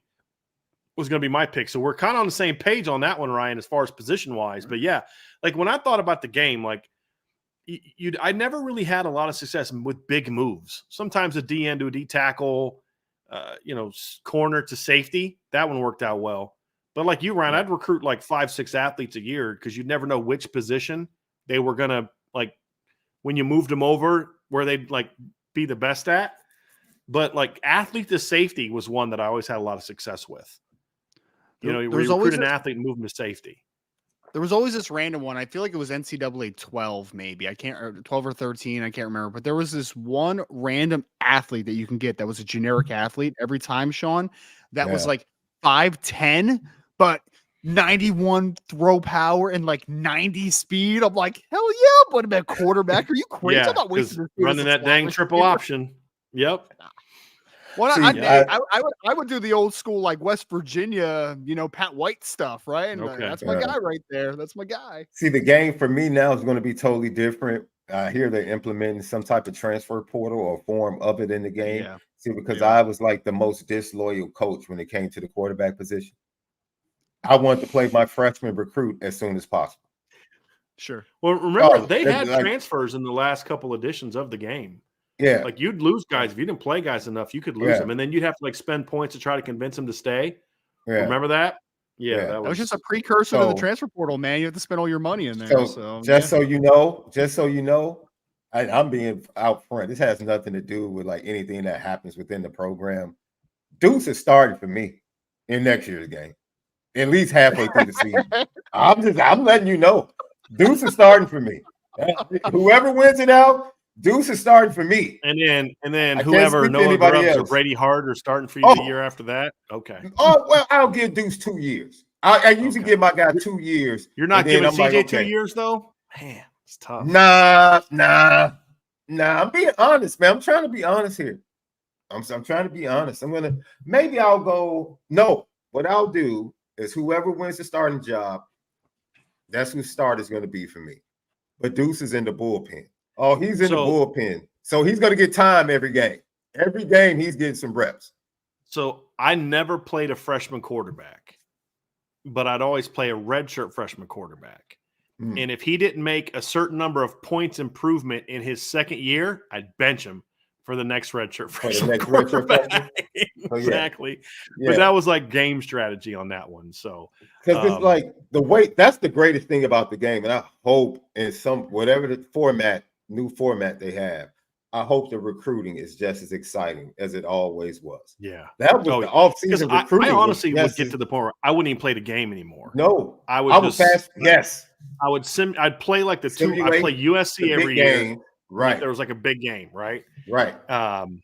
And some people are going to laugh about this because I'm so anti-joining a conference, but I'd have Notre Dame join the conference sometimes. I had them join the Big Ten one time, had them join the SEC one time and dominate those leagues. I wouldn't do it in real life, but I did it. Did you normally stick with the regular schedule, or did you change some things? I'd change it. Difficult? Yeah, I'd change it. Yeah, because there'd be some times where you'd get this garbage schedule, just absolutely garbage schedule. And then there was always teams I wanted to beat. So like I'd go through the schedule and I'd add like bunch of top 10 teams to my schedule and play them and mix it around a little bit with some guys who weren't quite as some teams were not quite as good. But like when I played the game back then, I didn't like playing like the really bad teams because my guys wouldn't get stats. Since I simulated those games, my guys wouldn't get stats because it'd be like 50-0 at halftime, and my backup quarterback could throw for more yards than my starting quarterback, and I felt like that would mess my thing up. So yeah. But I'd make I'd mix the schedule up and play certain teams all the time. And now here's a question: did you guys? Well, Ryan, we'll finish this 2024 class, and then I have a couple questions about the game for you guys. But Sure. Go ahead and finish this last one up, Ryan. Yeah, so the last one that I had, and then we might throw in a couple 2025 early ones. We'll see how much time we got here. But top 5, okay? So we're looking for 5 players from each of us, okay? Top 5 highest rated players as freshmen in the football game in 2024. So we're talking about the 2024 class, top 5 highest rated freshmen. Just Notre Dame? For Notre Dame. For Notre Dame. And I need overalls too. You can't just name guys. I need like 78, 82. I need something there. So I'm going Bryce Young, 85, CJ Carr. Yeah, because he's highly ranked top 50 guy. He'd be 85 is a high one for a freshman. Top 50 dude. And he's a D end. And those guys tended to be ranked higher. I'm going 83 for CJ Carr. Going 82 for Cam Williams, going 81 for Gerby Lambert, and I'm going 80 for Kingston. Those would be my 5 highest. Okay. See, Shaun, I think I was man. Brian's a generous grader. Maybe this was me, my history as a teacher here. I don't recruit scrubs, Ryan. I don't recruit scrubs, man. I mean, 85 is a nice rating for a true freshman, man. I was going to go 7, 250-pound defensive end, man. I get it, man. I was going to go 82 Bryce Young as the highest. I was going to go 81 Cam Williams and CJ Carr, both an 81. I was going to go Gordy Lambert as an 80. And then after that, I know I'm missing some. Oh, Kingston has an 80 as well. So we'll work down. So we got 2 80s, 2 81s, and an 82 from me, Shaun. That's my ratings. Yeah, I'm going to start Bryce Young out at like an 84. Okay. Then I'm going to put a CJ Carr right behind him at an 83. Then I'm going to dip down a bit. I'm going to have Kingston at an 80, Cam Williams at an 80. Gordy Lambert, I'm going to have all those guys at 80. But I do have a sleeper, only because I'm worried about the disrespect for Cam Williams, and this is why. Because I don't think the gamers will respect the wide receiver position at Notre Dame. But I do think they'll respect the running back position at Notre Dame, and you could possibly see Kedron Young end up in the top 5. Yeah. Because of Possibly. That's what I'm thinking. Like, yeah, okay, they're looking at Notre Dame wide receivers like, I don't know. But then they would always look at the recruiting rankings, though. They would always take into account recruiting rankings, and Cam was ranked higher. But yeah, I could see that. And I always felt like I don't remember. I don't feel like I don't remember. Did running backs get good grades coming out? Like, I don't remember as much about that. I feel like they did. They did. Especially in the older game where the passing game had not evolved as much as it has. It might be different, though, because now on all levels, I think the running back position is kind of undervalued. So, and one cool thing. Yeah. Go ahead, Ryan. Oh, no, I was just going to say one cool thing is that if you're doing like an online thing, you can obviously also update the game throughout the year. So the grades are going to bump up, obviously, or bump down. Depending. You know what's crazy, fellas? The last time we played this game, there was no such thing as a college football playoff in the game. Nope. Like we missed the whole 14 playoff era. Yeah. And we're going to jump right into 12. Like, that's crazy. Yeah, seriously. Crazy. I had a question for you guys about just overall gameplay. Did you guys normally start, like when you built your first dynasty, did you guys normally start with a team or did you create your own school? Because like when I would like when I first get the game, I'll play with Notre Dame at first and then play it for a little bit. But then when I built Notre Dame into, the dynasty, I'll then start over. And instead of picking like a team that's not good, like Sunbelt, MAC, a lot of times I would create a team and then build it up and then take jobs. Did you guys do that? Or did you guys take a team and then just try to build that team up as much as you can and turn down? Because I would like I'd either create a team, or if I did pick like a Sunbelt or a MAC, I would then say, how can I get to Notre Dame? And that was always kind of like my goal, is do it until I got to Notre Dame. And then I would be like, all right, cool. This is fun. I used to take a team, either an independent, so it'd be like Navy or Notre Dame or something, or I would make another college an independent so that I can schedule my whole schedule. So I would pick who I wanted to play all the time. So that's how I used to do it, Shaun. Yo, you remember the frustration? Maybe you guys never had to do this, but you would have the memory card to save your seasons or your dynasty on, and they would get corrupted somehow, some way, and you would lose a dynasty. Oh man, especially like 3-4 years into. That I had that happen a couple of times, but no, for me it was always Notre Dame and Northern Illinois. Those are always my two teams. No Illinois? Right. No Illini, man? No Illini? No. The Illini was too easy. Right, so Northern Illinois was my team. That was because the Northern Illinois is a lesser program. Sure, building up Illinois wouldn't be a challenge, in my opinion, because if you can play, it's a Big Ten school. You get a couple of players, you're going to be winning. If not, you're going to be winning. Northern Illinois was a challenge. It was a challenge in recruiting.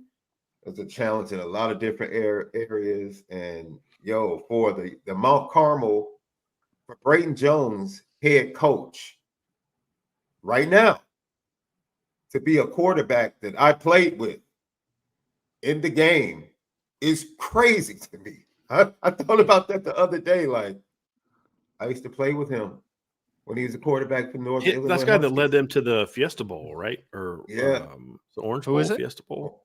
Yeah, I think they did. Oh, Jordan Lynch. Yeah, Jordan Lynch. Yeah. Nice. And it's like now it's like he's coaching Braden Jones. And it's like this you talk about full circle and like all the time we missed and where it's landed now, which is actually the perfect from a marketing standpoint. It fits. This is the perfect time to launch it. It really is. They probably delayed it until they knew that it was moving from 4 teams to an expanded playoff. Yeah, and see how the NIL stuff shakes out and all that kind of stuff. It's very smart. I wish there. I doubt that this is going to be. I wish there was a way to turn off the NIL stuff. That's the one thing I'm not looking forward to is dealing with that crap. I'm sure you could probably go into settings and do that. Yeah. I'm sure you probably hope can. so. Hope so. But Northern Illinois and Notre Dame on my team. Yeah, you could probably mess with some settings that would make it less annoying or that type of thing. So. Really hope so. Yeah. Were you guys Road to Glory guys? Would you like to try to win the Heisman? I like to try to win the Heisman. I did that like once, but like I don't know how you guys were, but like as a kid, I never dreamed of playing in the NFL. I always dreamed of coaching at that level. So like I always had that thing where I wanted to be the coach. I wanted to be the guy that built the team. You know, like if you're saying, well, if you're not doing what you're doing now, what would you want to be? I'd be like, I'd want to be a GM, in the National Football League. Like that. I love team building. So I do the Road to Glory every now and then, but it was primarily not what I did. No, I was strictly, especially since I didn't play Madden. Yeah. So I couldn't like take myself into the draft and do all, you know what I mean? Like once my career. I forgot that you used to be able to continue it into Madden. The draft classes, you can just export the draft classes. Yeah, that was pretty cool. That was cool. That was pretty cool. I wonder if they'll have anything like that again. I don't know. Give me an early guess because because of the rollout, they did multiple covers, right? Team covers, right? So I expect that in 2025 they'll get back to the one player cover. Single, yeah.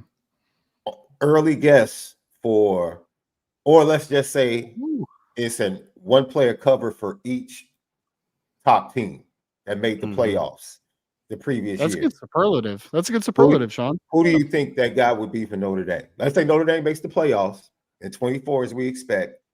Who is their cover guy for the game next year? Can I make my pick? Can I make my pick? No, not me. Mm-hmm. I want to make my pick. And this is going to be a shout out to one of our OGs, but I'm trying to think of like, okay, if Notre Dame makes a playoff this year, it won't be CJ Carr or somebody like that, right? It won't be defensive player because Benjamin Morrison will be gone.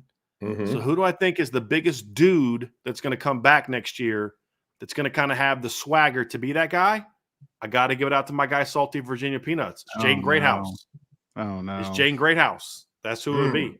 And to your point, Shaun, I would love them to do kind of like what Athlon and Lindy's do with their preseason magazines and give people the option. Make it regional. Yeah. Like if you buy it off, if they want to get more people to buy off their store online, is create more either like every team has a potential option or a regional thing. So if I want the Notre Dame cover, I can go online, order the Notre Dame cover, and then boom. Yeah. That'd be sweet. Yeah. I might actually pay an extra $10 for that. Initially, they can expand it, but initially it would be sweet. Like, okay, the 12 teams that made it to the playoff will be our representatives or covers. Single player gets the cover. And then from that, maybe expand it. But that would be an absolutely. Antoine Gates said Jeremiah Love. I could see that too. I could see that. Love would be one. I also think that because they do so the player's not returning, but he could still be on the cover. So Riley Leonard, if he has a huge year, I mean, but now they're doing guys that are still in the game because they did that the way they did that back in the day because you couldn't put a kid who was currently still in college on your cover. On your cover. Right. So the reason they did that back then is because they weren't allowed to do that, which is dumb. Yeah. But now they can use guys that are in college because they can pay those guys to be on there. So, but yeah. And you know what? I think especially how this upcoming week goes, the championship game is Monday, correct? Would be Monday if Notre Dame is in the championship game for lacrosse? Yeah, lacrosse. Yeah, Monday. Jordan Faison, if he has another good season, could be that guy on the cover. I mean, he has appeal, lacrosse champion. He's got the football. He's got the football helmet and the lacrosse stick in his hand. He could be that's a nice dark horse, in my opinion. He would be a good dark horse because the name would definitely resonate. The name would definitely resonate, but he would have to go ahead and have another, pretty solid season on top of what he did last year, which he fully could. He fully could. Sure. Yeah. The punter, Thor. That's my pick. The Australian kid. Is there someone defensively? Do you think it could possibly be a Drake or? If Xavier Watts was coming back for one more year, I think he could be him. Or Morrison, maybe, if he was going back for one more year. What if Christian has a standout year? Depends how big of a year it is, I guess, right? Let's say but they hardly ever put defensive guys on even this year. Who are the three cover guys? Yeah. It's the only reason Travis Hunter's on there because he plays both ways. You're right. That's the only reason he's on there. They always put quarterbacks, running backs, guys like that. Man, can offensive linemen get some love? Seriously, dude. Like if Joe Alt should have been one of the guys if we had a game this year, right? He was one of the better players coming back. Yeah, he was one of the better. He would have been an option for Notre Dame to be on the cover. They aren't putting an offensive lineman on there. They should. Hey, who would have been a better option offensively last year? Offensively, coming back. Caleb Williams. Oh no, they would have put Hartman. They would have put Hartman on the cover. Oh, on the 2018, yeah, they would have put him on the cover. Yep. Yeah, but if Alt came back for more than just football reasons, probably put Ryan. Yeah, God. Sadly, Ryan's not wrong. It's just he wouldn't even have a helmet on or shoulder pads or anything. No, that's his hair. First player ever not. I'm like, can we please stop talking about people's hair? Good God. It's got great hair, man. It's really good hair. All right. All right, folks. That's some good superlatives, man, because we got a few super chats we need to work through here. So this is the one that Bryan pulled up earlier. This is from D-Troll Hunter. D-Troll, thank you so much. Bryan, he wants you to read this name out loud. Yes. Bryan, read this. Drew Arm Punt Aller. D-Troll Hunter thinks Drew Aller sucks. Well, I mean, Drew Aller did not play overly well last year, but I don't know if I call him arm punts because that means interceptions. And I think he only threw like 2 interceptions last year. So that wasn't his issue. Drew Aller was not a great quarterback last year, but Drew Aller did not suck last year. Who would you rather have, Aller or Klubnik? For my offense, it's Klubnik because he fits more of what I try to do. Okay. I mean, I'm always like in that case, take a guy that has more of a dual threat ability. That's just kind of what I prefer. But again, this isn't advocating for Drew Aller being a great player, but he threw for 2,600 yards, 25 touchdowns, and 2 picks. You don't suck when you're in the Big Ten and you account for 29 touchdowns and throw 2 picks and your team goes 10-3. And your only losses were to Ole Miss, Ohio State, and Michigan. You don't suck. He's not a great quarterback. He's not a top quarterback. I saw some preseason crap where like they got Drew Aller as a preseason Heisman contender. It's insanity. Yeah. Like Dylan Raiola's got a better chance of winning the Heisman than Drew Aller does based on what we saw last year. But he's a better quarterback than the haters give him credit for. I think Aller's odds at one time were higher than Riley Leonard's. I believe it. Yeah, they were, but that's just no. Well, I've been seeing people put him in like first round mock drafts too. Where I'm just like, guys, no, not right now. Maybe someday. Not right now. Not right now. We had a couple of super chats from John Faulkner. Excuse me, John's super chat. And John, thank you so much for both. Said NCAA 25 is out. I got yelled in the chat earlier, by the way, for calling it NCAA. So EA Sports College Football 25 is out. Whatever, man. We called it NCAA. That's a lot quicker. So we're going to still call it that. You pop in the disc and sit down to play. You load the game up and choose play now. What's your first matchup you play? What's the first offensive play? What are you most excited for in the game?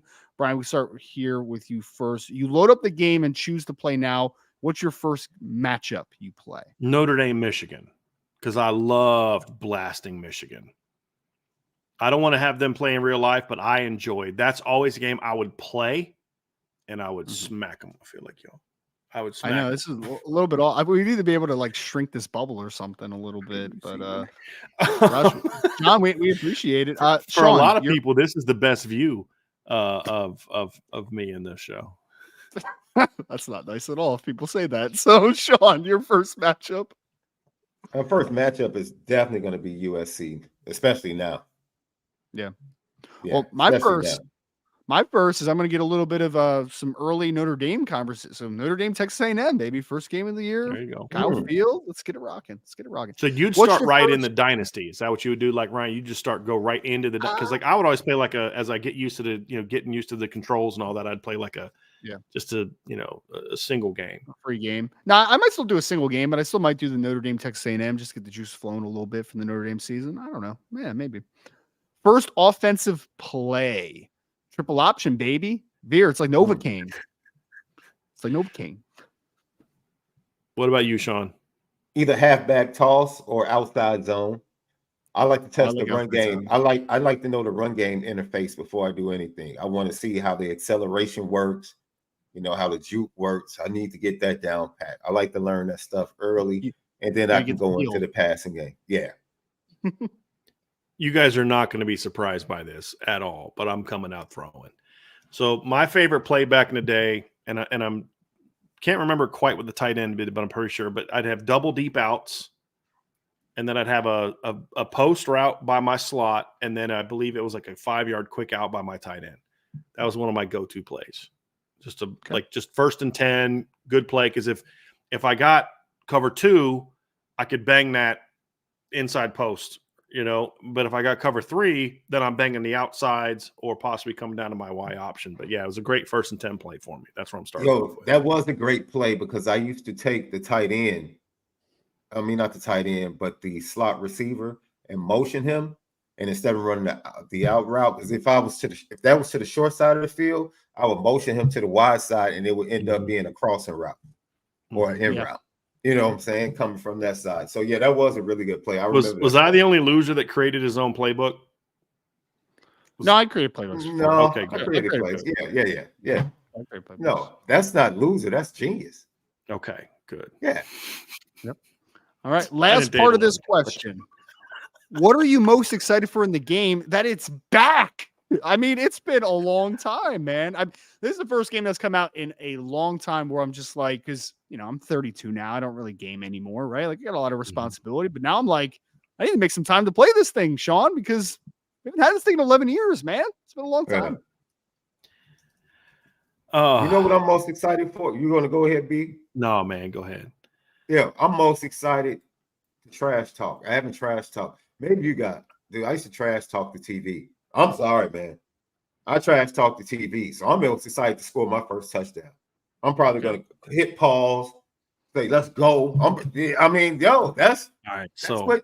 That's what you did. That's why the game was so great. That's why it was so great. I am so talking to Tiffany, and I'm going to have her like sneak around the corner and record you. And record it? Oh, yes. Dude. Oh, yes. Man, my daughter has a story of me playing somebody online. They scored late with like 7 seconds left to take the lead, and they kicked it off, and I took the kickoff back to end the game. And my daughter walked in, and it was the first time my daughter probably heard me with expletives. Like I had the headphones on. He was talking trash, like he just going up. He had Florida State. He was talking trash, and my wife and daughter walk in, and I'm like in the middle of running the kickoff back. I get to like the 30 and I see him about to score, and I'm just talking trash. And I take a look to the right, and my daughter's in the doorway, just looking at me with these little eyes, like whole world shattered. Her perfect daddy just completely became that guy. Exactly. So I'm tired. Tiff would definitely oblige. Send it to you and would tell you, please post this. Yes, all of the board members, please post it. We're doing it. It's fine. Yeah, we'll give her a call later. We're doing it. She'll get a kick out of it. John, we appreciate that question so much. I think most of us are just excited the game is back in general. We had a question from D-Troll Hunter. D-Troll, thank you so much. So, Ryan, will you be doing a game sim article post? I'm not a gamer guy, but I think fans would enjoy that. If people read it, I'll do it. I mean, that's what it comes down to, right? I think kind of prioritizing time. Yeah. I do think we should keep our head-to-head record on the board. I'm all for it. So when Ryan and I do play, I don't want to Bryan embarrass plays one people of on us. the board, though. See, I don't want to here we embarrass you, go. Shaun. I don't, Here we go. I mean, Wow, Hey, there's go a ahead. lot of Bryan, people that want to start an IB league. I won't be doing that, but there's a lot of people that want to start an IB league. So when Ryan's 11-0 against Shaun, I just don't want people's feelings to get hurt. Is all I'm saying. I don't. You willing to you willing to make a bet on that? Not live on the air, but maybe off the air. Yeah, possibly. Okay, no. Make the bet on air so we can record it. Make it so we can have evidence of it. Make the bet. You said 11-0, right? No, winning not the first 11. 11. I was being over the top on that comment. You want to cut it? You want to cut it? 12-team regular season, Ryan. What would your record be against Shaun? Oh, it'd be a winning record. 8-4. Let's go 8-4 at least. Yeah, maybe 9-3. So you would make it to the Mayo Bowl off of me? Well, I mean, but you would be 4-8 or 3-9, so you wouldn't be bowling. At least you ain't get fired, Shaun. Yeah, you'd be fired, brother. You ain't get fired. No, unemployed after that season. I'm not getting. No, they're going to give me the second year. Okay. They're going to give me the second year. Yeah, maybe at Illinois. And you going maybe play Vince in year 2 to get Hey, at the end of the day, neither one of us are going to the playoff. I can bet you that.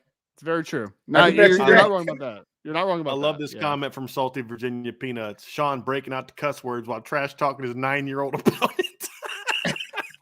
No, he wasn't 9 years old. At least 12. He was at least 10. 12. He was like, He just got his learner's permit. I don't want to hear nothing about him being Now that I think back, he sounded like a college kid. He sounded like a Shaun, I don't know kid. if your mom is like this, but when my mom tells stories, I'm always older every time she tells the story. She tells a story about how I was like, when I found out there was no, I shouldn't even say it. When I found out a certain person we believed in as a child was not real. Yes. I did a very overly dramatic. I went into my room. I drew some on a piece of paper. I ran out of the room, tore it up, ran back in the room, sad, crying. By the time my wife and I had been married 5-6 years, and my mom would tell that story again, I was like 19 when that happened. You know what I mean? So it's just like every time you tell the story, the person gets older and older and older and older. So, yeah. But I've actually never done the online thing. I've never played anybody online. No? I like to kind of be in my own world and play it the way. Because, like, again, I don't play the game a lot. I simulate a lot so that I can build the team. That's what I get the most joy out of is that. Yeah. It should be much better gameplay now because I think internet has come a long way. Yes. In the last decade. So the gameplay when you play guys online should be much. I mean, I've done it with Madden, and it's a pretty smooth experience instead of being choppy. So agreed. Yeah. So the first I've been playing in a while, but the bad thing about the game, the way I play it, is I can't lie to my wife about how long I've been playing. So she'll come down and like, how long you been playing? Oh, I just got on the sticks a couple minutes ago. Then why are you in year 2045? Yeah. I couldn't lie. Yeah. Like you're in year 2022 about an hour ago. Like now you're in 2045. You know what I mean? Like, yeah, you've been playing for a while. Yeah, my wife would send my daughter down to say, Daddy, I need to be tucked in. That was like the clear sign, like, okay, it's enough already. I used to yell to get on the sticks. Get on the sticks. No bedtime.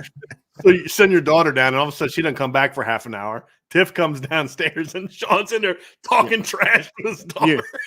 Yeah, you had to teach a life lesson, Shaun. You got to teach her a life lesson. She's got to learn sometime, baby. She's got to learn sometime. Oh, man.